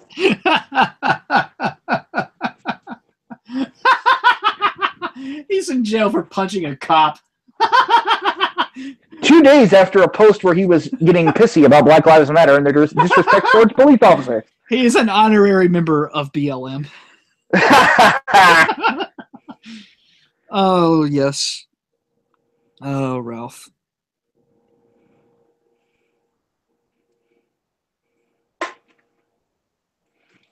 Oh, I just got an email from the Democrats. Oh, goody. Trump's anti-women campaign continues, Alexander. Oh, shut up. That's how I know. Not you, them. That's how I know that they mean business, though, when they call me by my full name. Oh, no. The GOP is attacking women's reproductive rights on all sides. Oh, come on. Last Wednesday, House Republicans voted along party lines to pass a nationwide ban on abortions after 20 weeks, a completely arbitrary move that ignores medical precedent for the sake of appeasing fringe members of their base.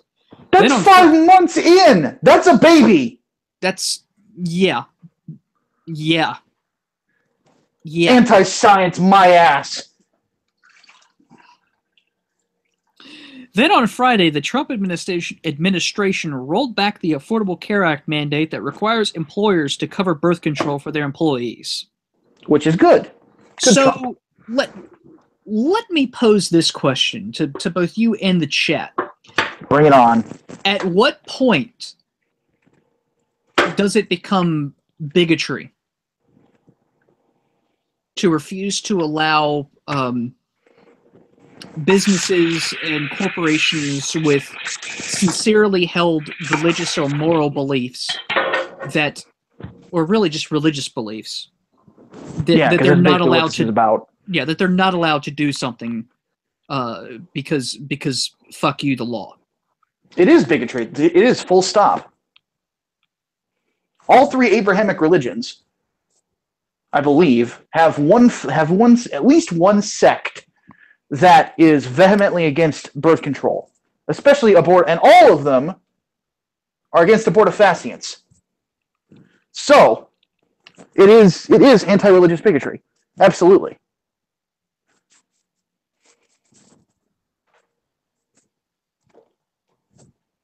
And it disgusts the shit out of me.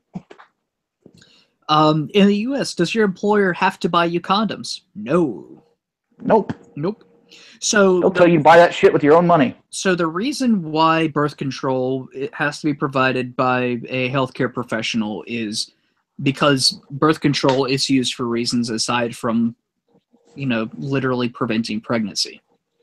Yeah. However, because it's used for preventing pregnancy, that goes against some religious beliefs of people. Most famously, the ruling by the Supreme Court that Hobby Lobby did not have to agree to provide like morning after pills. Yes.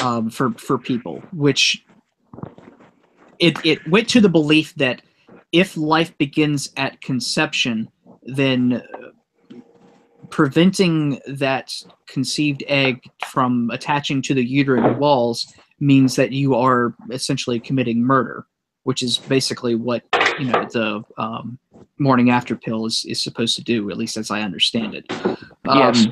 So therefore, that would go against their sincerely held religious beliefs. Seems perfectly reasonable to me. I mean, but you're a sane person, though. Yeah, well, yes, I am, but I'm also of the belief that you can't solve one issue by fucking over someone else. I mean, that's not how it works. Like if you want birth control, like I think it's $50 at the most expensive without health insurance. But that's like a 3-month supply, though. That's not my recollection. That's not really like unreasonable. Like someone, no, not at all. Someone working minimum wage will be able to afford that. The thing is, that's okay. Well, maybe I'll have to eat ramen for a while. Okay. Well, that's where you're supposed to gauge as a responsible adult. Do I eat ramen or do I get laid? Now, well, it's not just about getting laid and whatnot. Just like the whole Viagra. Oh, I know, but I'm just in general. It's just like the Viagra argument. Because Viagra can be used to regulate heart rate, I believe. In men, that's why it would be covered.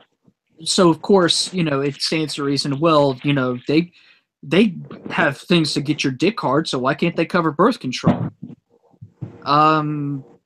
Is it a religious belief that you can't get your dick hard? No. That's what I thought. Only with your wife, but doesn't mean you can't. Well, let me tell you a thing. A fun fact, actually. In North Carolina, it is illegal to have sexual intercourse with anyone who is not your spouse, and it is illegal to have sexual intercourse with anyone outside of the missionary position. Otherwise, it would be sodomy. I'm not moving to North Carolina anymore. The law is not enforced, of course. Oh, okay. But that is actually law. It's stupid. Yeah. See, what if my legs get tired? She's got to take over. I mean, it's just sometimes. I mean, you gotta switch around. If I don't, I'm just like stairs the next day are just not happening. Say I was dating a girl who's on birth control after we got it on, and she's on it now. Will she get thick? Does weight gain occur when a girl is on birth control? Depends. I think it depends on the type. Depends on the brand and depends on the person. I know somebody who literally had a Lady Gaga body before she went on birth control. Went on birth control and is now somewhere around 250 pounds. Jesus. That was insane weight gain.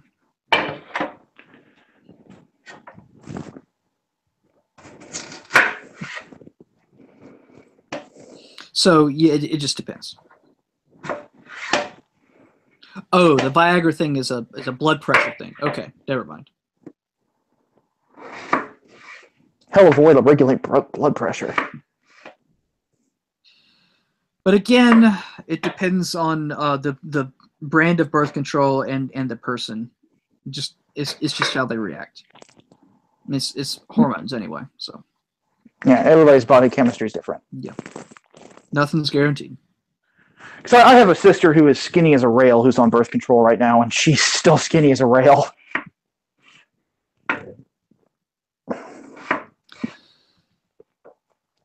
Should we ban North Korea?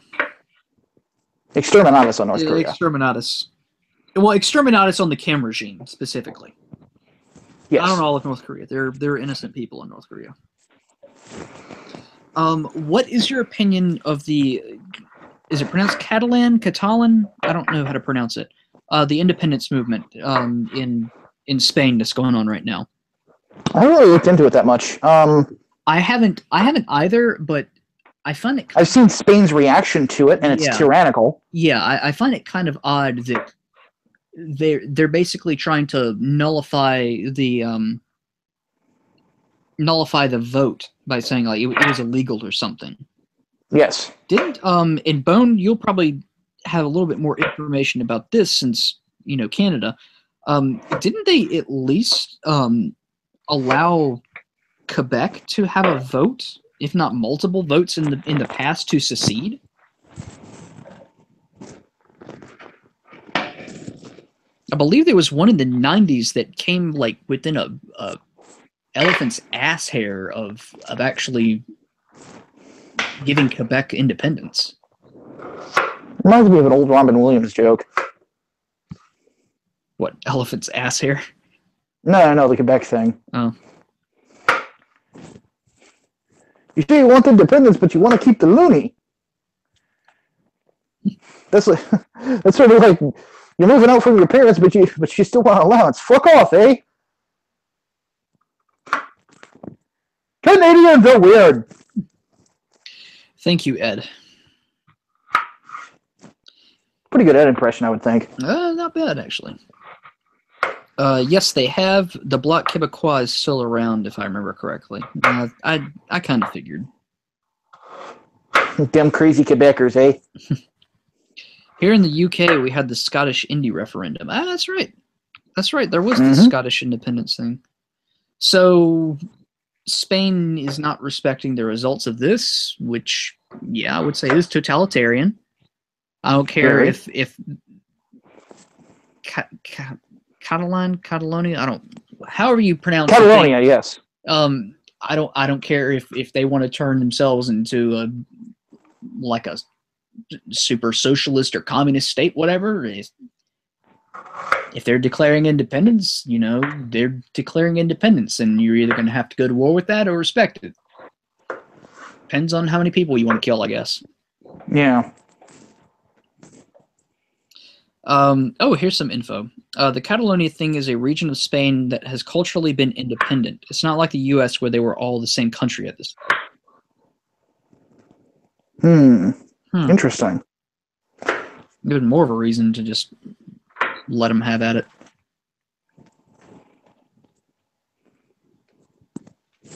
One potato down. 1 potato, 2 potato, 3 potato, 4. Nope, just 3. Okay. That's all I need. These spuds are kind of big.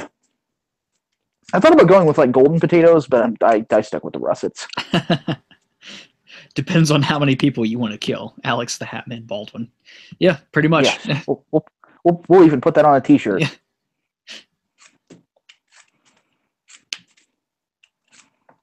Makes me wonder what my craziest quote on these podcasts have been so far. I can only imagine. Something about helicopter rides, probably. Probably. Oh, Jesus fucking Christ. Speaking of which, whenever we do get around to making t-shirts, I do want to make one called Pinochet Airlines. Communists ride free. I don't agree with anything Pinochet did, but dear God, he was hilarious. he is like my favorite meme. Oh, God.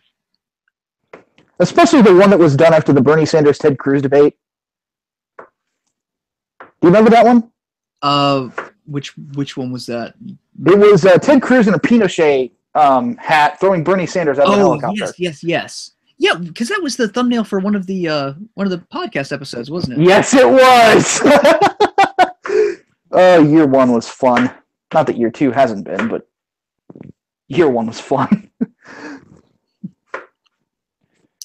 Hard to believe that this is the second year of this. I know, right? My God. Been doing this a year and a half.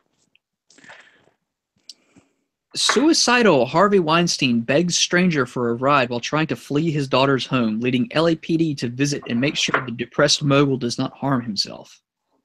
I think he already harmed himself.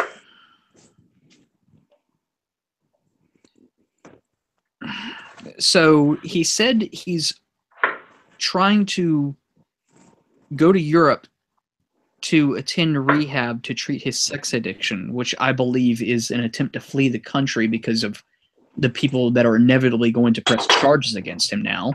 Yup. And now suicidal, so I guess it's a sympathy play. Oh, of course. Fuck this guy? Fuck this guy. Exterminatus on Harvey Weinstein. Fuck this guy. Oh, yeah, okay, yes, here we go. Your craziest quote. I'm going to challenge Justin Trudeau to a duel. Take over Canada and rename it Tim Hortons land. Absolutely. I still want to do that. Though, let's do it after my dental and stomach surgery. So I'm in, like, really good shape. Maybe after the stomach surgery, because, well, I don't know. I don't think Justin Trudeau could punch out any of your teeth, honestly. Probably not, but...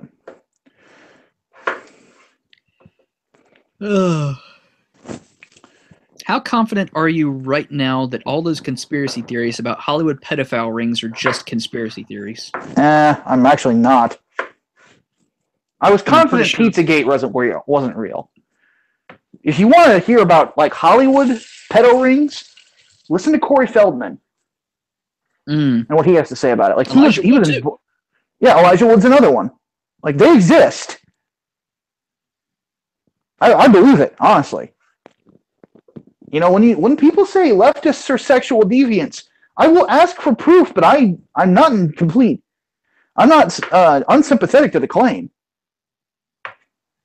Not at all. I mean, it's like making another Aiden reference. I mean, Aiden's recent videos she did talked a lot about, kind of went into my world of philosophy, but she talked about the free love ideology and where it inevitably leads, and it's true.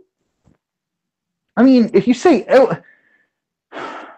anything goes, you need to think about the definition of anything.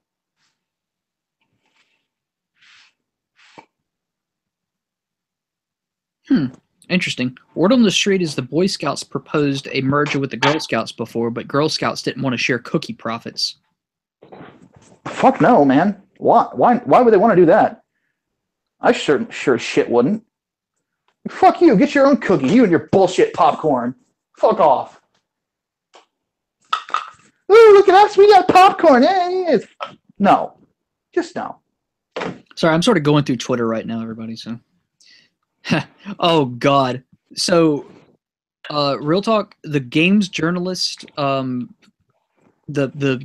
at Game Journal Lit on Twitter. That is Oh one of the God, best parody accounts I've seen.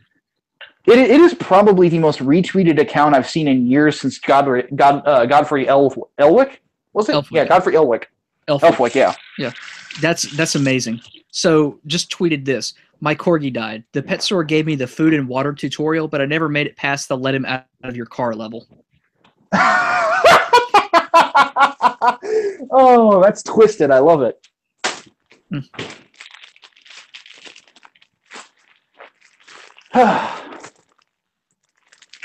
I'm feeling much better.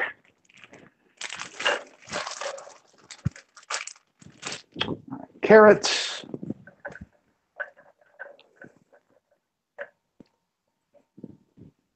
You know what? Hey, 1 second here. How many people do we have around still? 15? Nope, 11. 11. Well, for all 11 of you,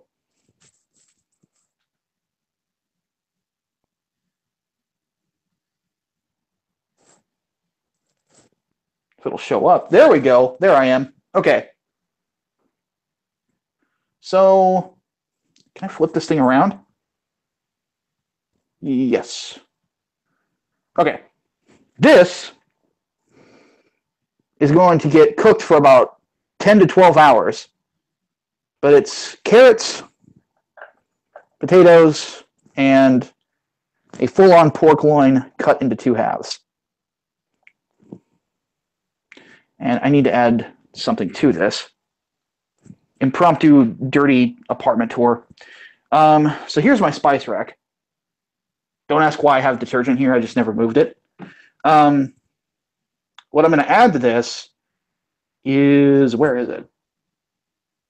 Where's my onions? Ah, here we go. So I keep this around. And you can see there's my bedroom. But chopped onions. And that's basically all I have with this thing. Is just Onions. Salt, pepper, Ew. and chopped. Yeah, I didn't put onions in when you came over, but I do it for me. I don't like onions on like burgers and shit. I don't like them raw, but I think adding them for flavor is never a bad idea. I substitute garlic every time. If something calls for onions, I'll just put or I'll half the size and substitute with garlic, and it works almost every time. Since garlic is a bit stronger than onion. Yeah, that is true. I prefer garlic myself. I just don't have any cloves. I don't want to use powder.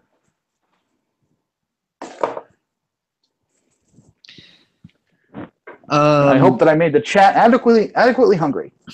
Yes, you did. Hatman must have been fed really well when he was living with Micah. Yes. You have no idea. Can confirm. Even the leftovers were great. The Capitalist Cookbook. Oh my god, yes, let's do this. Oh, it's going to happen. I am going to publish books. The Capitalist Cookbook. I like it. I want it. Say, should we... This is sort of an insider group of fans. Can you tell them a few of the plans that we have for North Carolina? I mean, the studio is the obvious one. And I've already bought most of the equipment that we need. So the studio is the big part. Like that's my main focus. But one thing I want to do, there are 3 objectives I want. The first, obviously, is the 3 comics that I want to write. I've already mentioned Operation Airburst on air. And I've mentioned Inglewood as well. The third one is a horror comic called Waiting for November. And it's on Halloween night. And it's basically about a man's struggle to keep his daughter safe from a cult. And it's going to actually have elements of John Carpenter's The Thing. And Lovecraftian mythos as well. So just right now, I'm looking for artists, and I'm going to talk with a friend of ours a friend of the show who knows some comic pros and get some tips on starting, and we'll see where that goes from here. But I'm very excited about that concept because I knew I've always wanted to write a horror story, but I didn't have the concept until recently. Then The second thing we want to do, and I've actually already got an artist lined up for this, is we want to do T-shirts. And we don't just want to do Micah and the Hatman gear. We want to do a clothing line called Patriot Wear, the tentative title. Basically, USA Patriot themed shirts. I want to find a way to give discounts to veterans. I don't know how I would do that, but it's an idea. You would, yeah, it would have to be like on a smaller scale sort of thing. Veterans, yeah. Law enforcement, first responders, etc. Yes, exactly. And that one is one that we have the resources to do much easier. We don't have to go through a third party for that. So that'll be a good one. And what was the other one? Oh yeah, that's the three: studio, comics, and the meetup, the apparel stuff. Meetup. Oh yes, we wanted to do meetups too. In good old Raleigh. Preferably at the Boxcar Bar and Arcade, because that's where the Gamergate meetup in North Carolina happened, and that venue is pretty freaking awesome. Or if you want to go to a gun range, there's also that too. Though you do have to have a membership there, temporary or otherwise, to use the facility. And you have to sign off and make sure, like, you don't have any mental health issues and whatnot too. Yes, because they're strict about it, which I think is perfectly fine. First because it's their business, and second because it's a firing range. Of course they need to be strict. Like I have never seen a range that had multiple safety officers watching the lanes and actively like coming over and putting their hands on you if you so much as hold your firearm improperly. Like if you have your finger on the trigger and the barrel is not down range, they will come and move that gun for you. They do not play around. Well, I can't imagine they would. I mean, think of what happened after the guy who, what's his name, the sniper from Texas. What happened to him? There's an American hero for you. Yeah. Chris Kyle. Chris Kyle, yep. And fuck Jesse Ventura, too. Just saying. And this is conspiracy theory.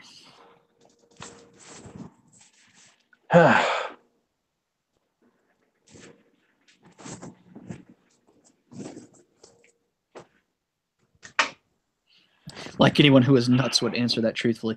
Well, that's true. Yeah. Chris Kyle. Okay. Chris Kyle was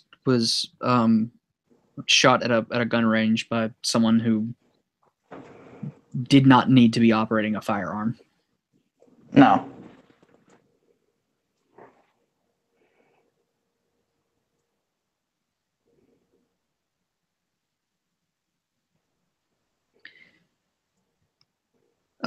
Oh, this is interesting. The Reagan Battalion said it was great news that Trump has vowed to substantially increase child tax credit. It says tax plan provides credit for elder care.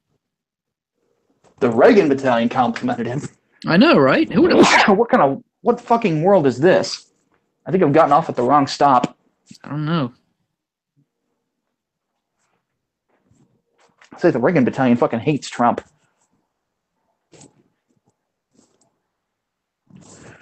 Oh, man. I need to sit down. Have you talked to VKTR official about being a comic artist? He wants to become one. VKTR official? No, I can't say I have. I am not aware of who that is. So I've already lined up an artist for Operation Airburst. It's Englewood and what's it? Waiting for November are the two that still need artists. I want to talk to our comic pro friend of ours, because from what he told us, he knows a few people that are pretty substantial. So, yeah. And he might actually be somebody who I want to do art on a book. I'll have to talk to him about that again. We need to have another conversation with him very soon. Yes, definitely. Sooner rather than keep on me about that, because I'll forget. Yeah. Okay. Go ahead and ask the question for Micah if you want. I'll read it. Okay. Yeah, you want a guy you've been calling Hitler for a year to take everyone's guns away? The wisdom of the left. Yeah. Yeah. Pretty much. Yeah. It's hilarious. Favorite World War II fighter? I know virtually nothing about World War II aircraft. Same here.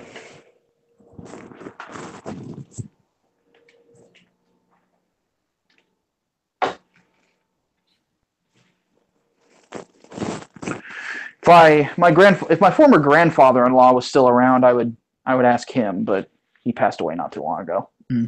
That's unfortunate. Only person in that family I actually liked. He stormed Normandy, so he was a badass. My neighbor, before he passed away, was on the front lines. He didn't storm Normandy, but he was still frontline rifleman. I've got a whole book of actually, I need to find it. Well, no, I know where I put it. It's a whole book of stories from the war, memoirs and whatnot. It's weird how he sort of justifies killing people, because he had to do it. He talks about how he had to shoot a guy that he had ordered to halt like 5 times, and I believe he said the maximum they were allowed to say it was 2 before they could shoot. Yeah. But he tried to stretch it out before he shot a guy, but he justified it by saying it's war. You do things that you don't really want to do, but that's a situation where you don't have a choice. I'm pretty sure that most sane people understand that war is a special exception to most issues. Of course. I don't know if he ever really had any post-traumatic symptoms, but because he was well into his 90s when I first started talking to him about it, and he passed away when he was 97, I believe. That was just a couple of years back.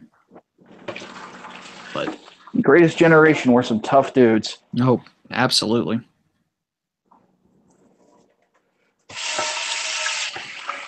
I love talking to World War II vets. Always have. I know nothing about World War II aircraft. Unsubbed, disliked, unfavorited, computer burnt. Oh, don't do the last one. Don't harm the computer on our account. Unless it's a Mac instead, in which case, go ahead. I endorse that shit. Oh, go to hell. What's your response towards people who make that's not real socialism argument? You're not a real... Your brain isn't real. Or you're a real dumbass. Or you're just making up excuses. Or, my favorite... Well, that's because... Well, here's the thing. Real socialism is going to exist. Never going to exist. Why? We're not the fucking Care Bears! My argument is this. Why did they think it was socialism? Not bad.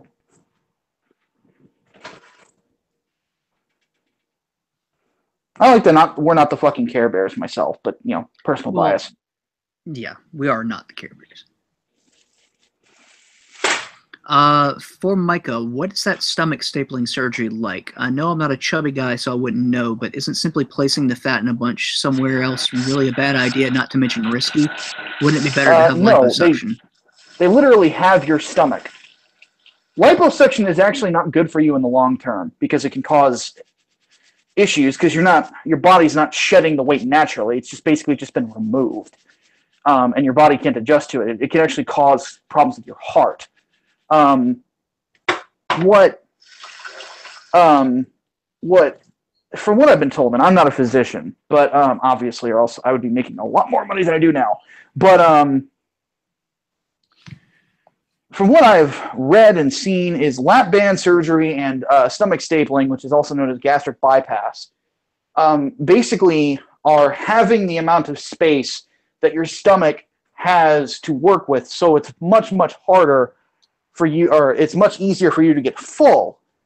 Because for a lot of people who are overweight and struggle to lose weight, the problem isn't so much genetics as it is they're hungry all the time and they don't know what to do with it, which is true for me. As, again, Hat can attest to this, I'm constantly hungry. I'm just, especially when I'm working out, it's even worse. So it helps curb appetite to a point where you'll basically just start losing weight because you're not taking in all these extra calories. And that's not so much me. I know the whole always hungry thing. I know how that goes, because I will find myself just saying out loud, "Man, I'm hungry," like right after I just ate a ton of food, and then I have to say also out loud, "No, what am I doing? That's stupid. I literally just ate. I'm not fucking hungry." So my idea of weight control is eat when you're hungry, stop when you're full. But when you get to those days where you're perpetually hungry, that gets kind of difficult. Yes. See, I've tried everything. I mean, you got to understand, I'm not like some 21-year-old who's like really fat. I am fat, don't get me wrong, but I've got muscle on me. But and I'm a strong dude too. It's just, it's gotten to the point where my metabolism works against me, because I'll get hungry and then it's just, I can't burn it off for whatever reason. I don't know. It's like I've tried going on diets that are like weight burning diets. I've tried increasing my workouts, doing 2-a-days. I've tried doing a workout for like 3 months straight that was pure cardio. I've done every single thing that has ever been asked of me. I hired a personal trainer for $250 a month and did every single diet suggestion that he told me, and I lost 0 pounds. Do you know if genetics has anything to do with it at all? It probably is, because my birth siblings, they're except for the boys, I'm the only guy who is an endomorph. But all my sisters are. So interesting. Yeah. So because I've got very wide hips, I've got very broad shoulders. I am an endomorph. It's just my body type. So have you seen Boogie's video about gastric bypass? I don't usually watch Boogie's stuff. I'll have to look it up. Brainbox suggests that you do it, because that means I plan on it. If you get the surgery, it means no more Pepsi or carbonated drinks from that point on. Maybe lap band is a better idea then. I'm kidding.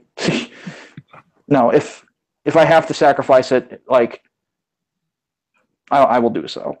But I'm considering lap band over bypass, just because if there comes to a point where my self-discipline gets much better, I will probably want to take that thing off. So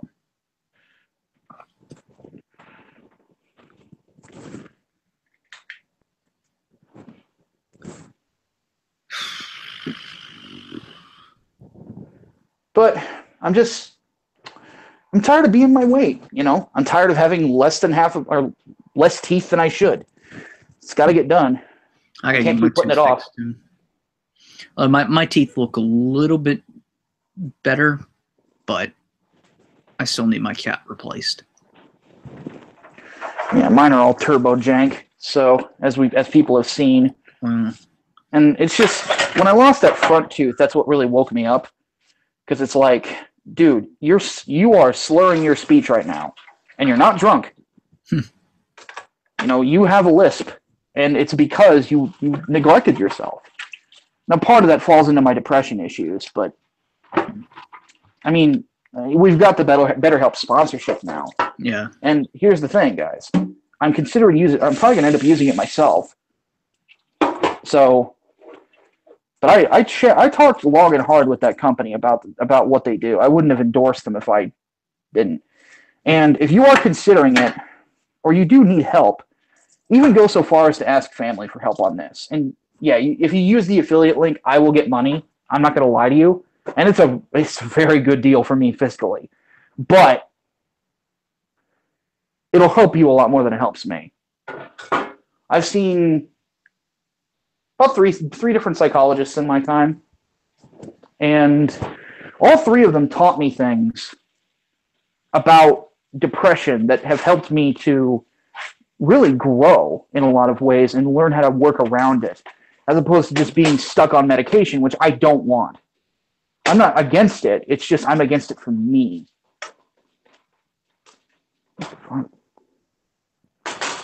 So. Yeah, I'm the same way in that regard. No, I don't want medication. Although talking about it with one of my close friends, she says it's a no, what was the term? Fear. It wasn't like a unnatural fear, but it was like a misguided fear, I believe. She was like, your personality isn't going to shift a whole lot if you go on medication. You're not going to suddenly change, your mental state. It's just, to make it to where those depressive feelings are better, essentially. But for me, I don't even think my depression is particularly bad enough to warrant medication in the first place, because it's extremely high functioning. Like I am acutely aware if I'm feeling like the symptoms, loss of energy, just do not want to get out of bed, that emotional numbness. I'm like, okay, well, this is my brain doing that thing that it tends to do now. I need to either sleep this off until it passes, or find some way to distract myself in the meantime. Yes. That's effectively how I handle it, and it's worked for 25 years, or however long that I realized that I had this condition. Yeah, see, I needed the therapy to learn like that stuff, to become aware of it, and that's what therapists, psychologists really do, is they help you become aware of the things that you're missing. Because things like dysphoria and depression, they are a problem with perception. Mm-hmm. And what they are there to do is to help you with your perception, so that you can understand where you really stand, how well you are really doing, what you need to do to become better, so on and so forth. And they're able to show you the things that are missing in your life to help you get there. You're never going to be completely normal. It's like it's like, I call it an illness for a reason. It's like having a disability. It's just, it's not one that is physically debilitating. It's mentally debilitating. So.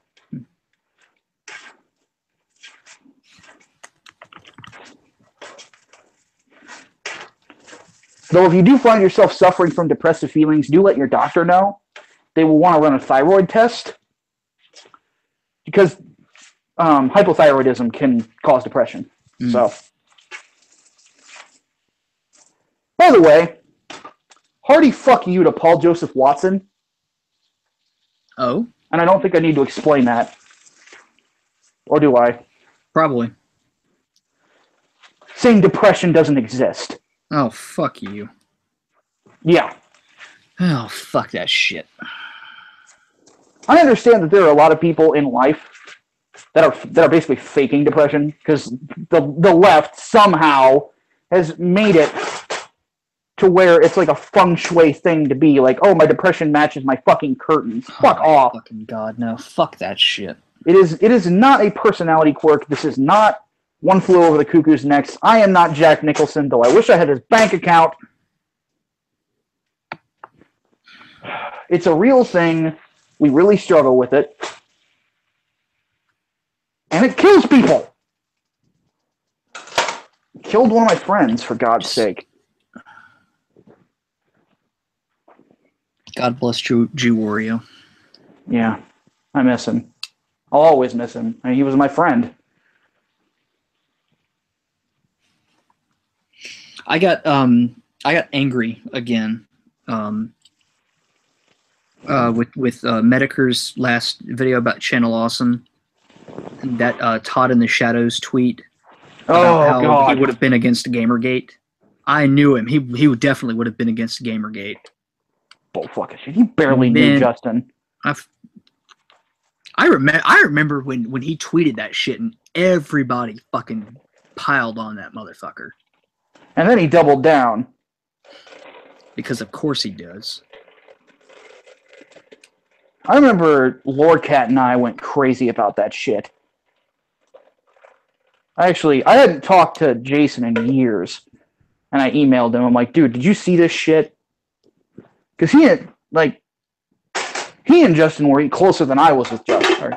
Yeah, he was closer to Justin than I was. So, yeah.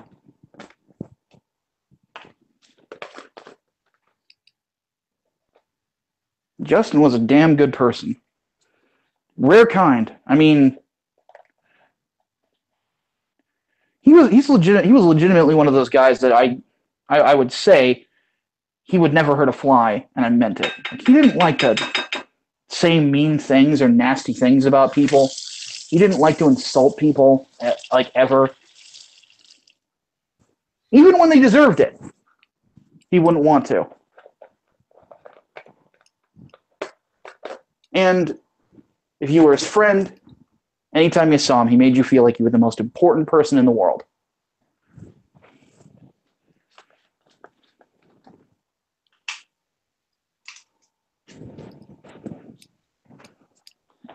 So then, of course, in the chat, the question, would he have been against a Gamergate? I don't think he would have taken a side. Seems like that'd be the most reasonable conclusion. I think Justin, he liked everybody, and he didn't want to see people divided among certain lines. I think that he would probably be a center person. He would probably be honest about the things that about some truths about games journalism, and at the same time, he would also probably say that, you shouldn't harangue people over the internet. You shouldn't bother them on Twitter. You should it's not worth targeting anybody over, basically. Exactly. That'd be Justin in a nutshell. People would probably call him a cuck, or some people would probably say Jew, and he'd go, yes.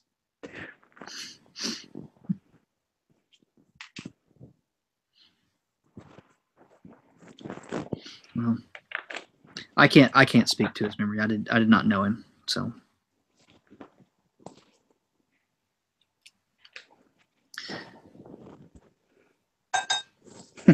I actually sought out Splatterhouse One Paku graffiti because of him. Paul Joseph Watson, also known as PJW, is an English YouTube personality, radio host, writer, editor, and conspiracy theorist, and Alex Jones's submissive sexual partner. Is that his Wikipedia page Wikipedia. now? Let's... Maybe if I can spell Wikipedia correctly.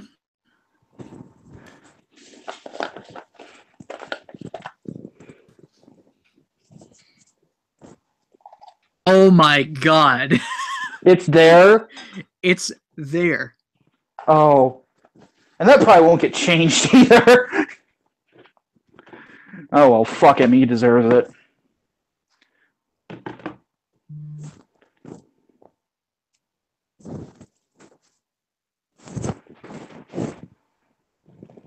Oh my god. Hilarious.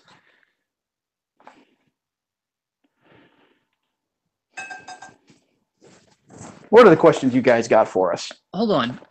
So I just looked at the talk page. It says the author of the source about his sexual submissiveness just jokes since there's no proof about chemtrails and Illuminati, and yet his casual bias talk is linked as a reliable source for the introduction of a political stance.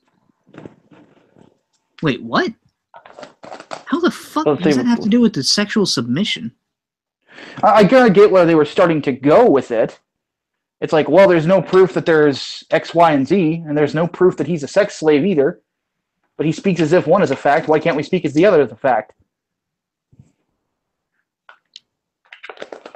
Although I do like this right here. How exactly is Paul Joseph Watson an alt-right? He claims he is not an alt-righter. The article notes that, but also says he has been described as alt-right by multiple sources, which is accurate. On that basis, it's appropriate to put him in the category. No, it's appropriate to say he's been called alt-right, but you should put in what his actual stances are. This so is that people similar. can decide for themselves. This is similar to UKIP calling themselves libertarians, and the disagreement of that by reliable sources. Both points have due and fair weight. Do they? You have to talk about the stance. That's the problem. You can't just put a label on someone and say, "Oh, that's what they are." No, you need to say what they believe in. No, that's how we got modern Antifa. Exactly. Yes, archive it, please. It's hilarious. Oh yeah, I plan on putting that on Twitter after I'm done with this taco meat. So let's start wrapping this thing up. But before we do that, something funny. The Toronto District School Board, Bone, you're going to enjoy this, is removing chief from job titles. Ready for this? They're doing this out of respect for Indigenous peoples. What? They're moving the word chief from job titles. No, I caught all that. It's like, what? Why? Yeah. Are they giving them their land back? I don't know. Oh, well, then they can fuck off. Because it's like, what's the fucking point?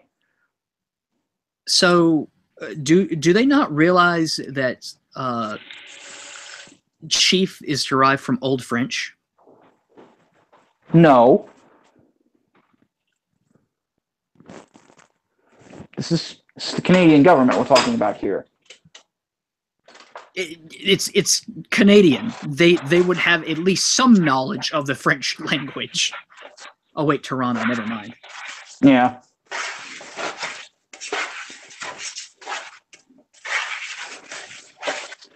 Oh, those fucking Canadians, eh? Remember when SJWs were bitching about master and slave settings for drives? Oh no, I got one better than that. A few years back. Dongle. Oh God, don't get me started on that. But a few years back, there was actually a oh shit, what's the term? Not mortgage. Selling homes. Come on, what's the word I'm looking for? Real estate? Real estate, thank you. Real estate agency that, God, I can't believe I fucking forgot that term. I am stupid today. Real estate agency that had stopped using the term master bedroom or master suite because slavery. What they call it, the BFB, big fucking bedroom. I wish. You know, I could get behind that. No, they call it the owner's room or the owner's. That's not science talk. What the fuck? Yeah.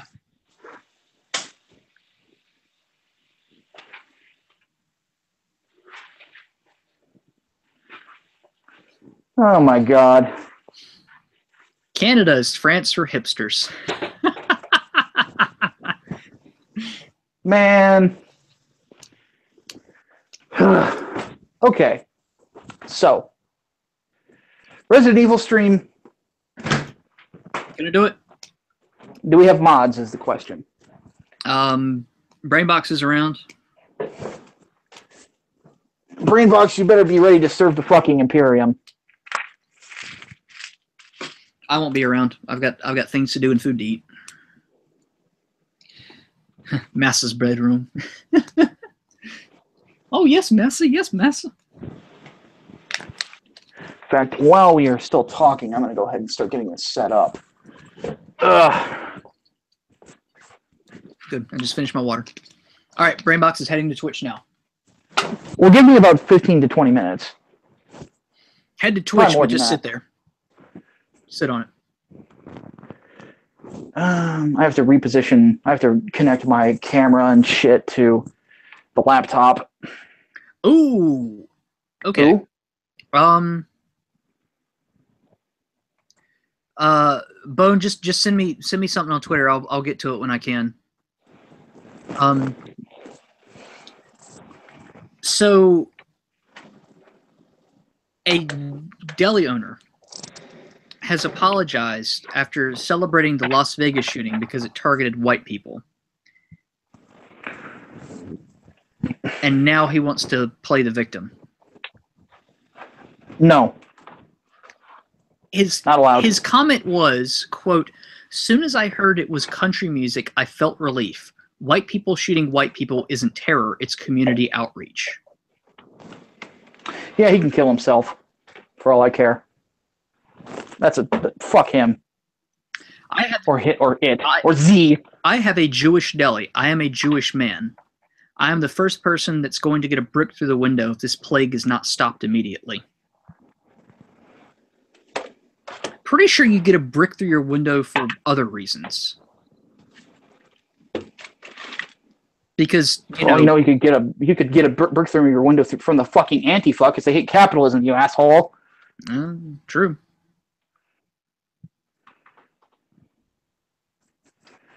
Man, let me get off this crazy wild ride.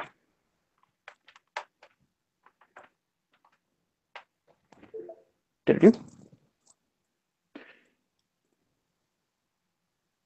I swear I cannot wait until I can have this second computer set up.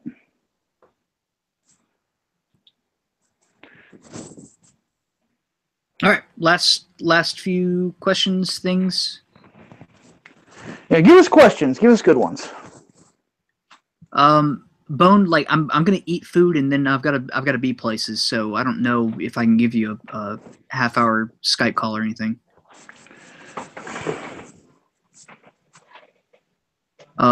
Rex says you need a co-op partner for Resident Evil. Maybe. I don't know. Also, Sheva is retarded. No arguments here. She certainly was last night. The AI in that fucking game is god awful. Here, actually, on normal it's not bad. On easy it's godlike, but on hard she's an idiot. About to say what they did with her AI is they basically they made her a retard to make the game harder.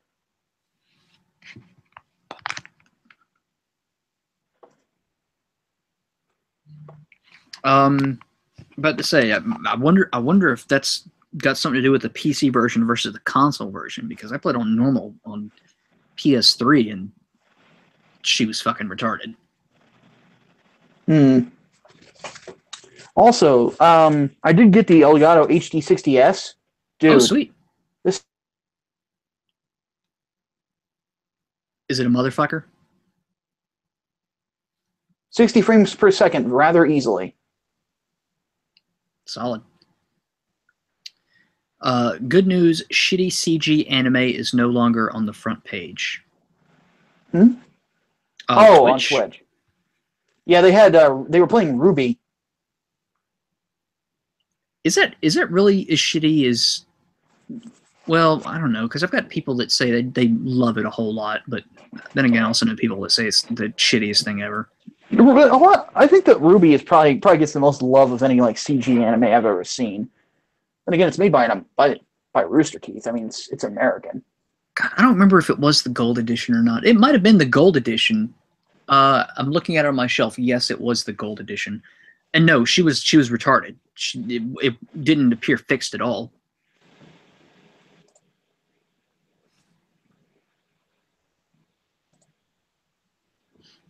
Yeah, technically, no, it's not. I wouldn't call it a stolen copy, because a friend of mine left it at my place when we were doing or starting to do our Let's Play channel, and then she abruptly cut me off a couple of weeks later, and I haven't heard from her since. And I wanted to get that game back to her, but of course, when you have no idea where she's at, how the fuck are you gonna give something back to him?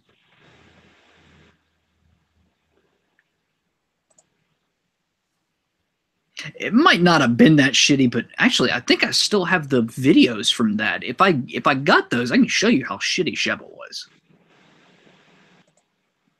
Yeah, I know, technically not stealing, but I still feel bad about it. I still feel bad about it. Just like I left one of my PlayStation games with a buddy of mine, and I'm quite certain that he's also like, oh God, I need to get this back to him. I'm gonna feel terrible, but I'm just gonna be like, dude, I can always just buy another one. It's not like it was rare or anything. That's why I don't lend out my harder to find games, like Xenogears, for example, which I still haven't played, by the way. Kill me. Xenogears. Was that the PlayStation 1 version? Yes. I have played a little bit of it. Wasn't impressed.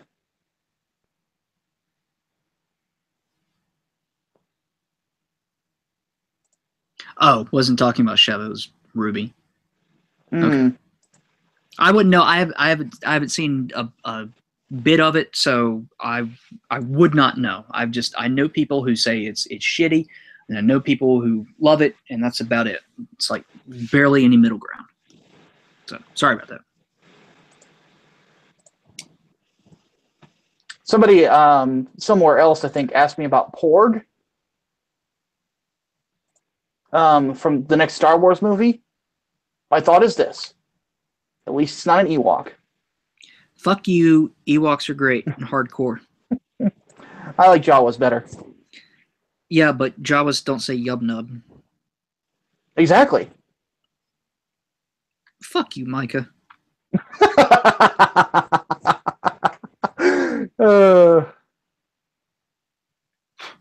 I want a Porg. I want one. I want one, and I want it to drop thermal detonators on my enemies.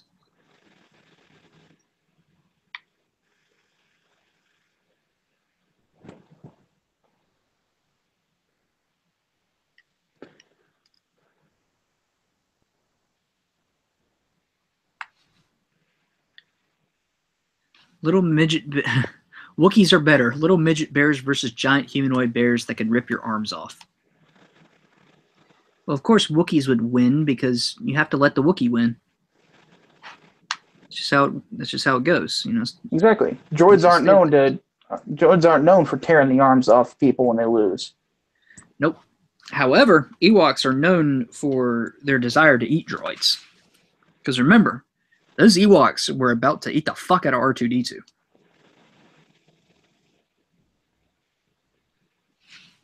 Uh-oh. SpaghettiOs. There ain't no SpaghettiOs coming out of that tin can, I'll tell you that.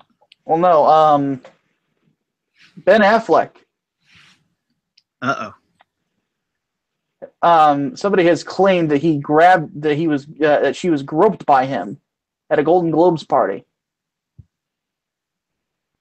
Uh-oh. Witch hunt? Hey, as long as it gets him off Batman, I'm all right. Oh, God damn it. Oh, and one more. You want to hear some like really, really stupid stuff? So Bill Maher, No, that's not it.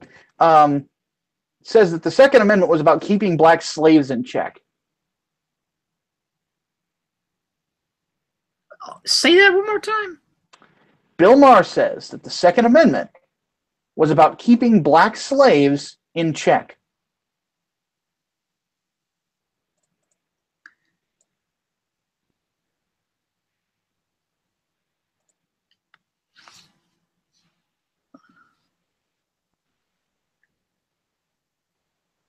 Yeah.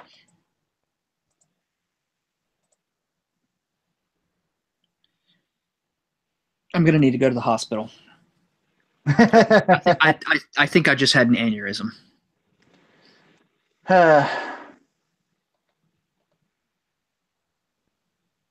Yeah.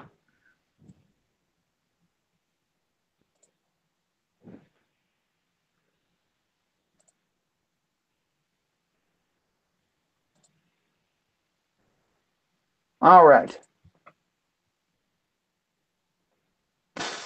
Okay, well, it's closing in on 7 o'clock. No, sorry. Yep. Yeah, 7 o'clock Central Time, which means it's 8 o'clock Eastern Time. Best time. And that means it's time for me to get a food and time for Micah to play Resident Evil. And also get a food.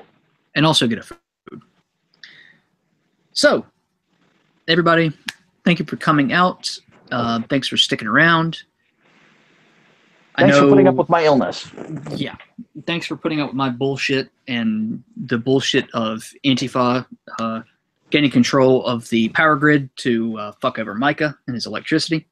Yes. I have no idea how all this is going to be edited for the podcast proper, but whatever. I may just re-upload this Hangout on the main channel, to be honest. Go for it if you want to. And if you want to combine stuff for the iTunes podcast, do whatever you want to do. Yeah, we'll see. Because I've got another video I have to work on tomorrow. So okay. That's the Devil Man video. Oh, sweet. And if you have not seen that, you get on Twitter. Even if you don't have Twitter, go to twitter.com/ I think it's what am I at now? Mind of Micah C? Yeah, at Mind of Micah C. And click on the media tab. And if you go down, it's a tweet that just says, "I think this vid is gonna turn out great." And that's what the intro is gonna be, and it's pretty fucking sick. Kick ass. All right, and Brainbox has linked to the Twitch if you want to keep hanging out with Micah. But this is as far as I go for the night. Indeed. So, shall we close it out like we always close it out? Absolutely. My name is Micah Curtis. And I'm Alex Baldwin, also known as the Hatman. And we will see you guys next week. Deus Volt. Deus Volt.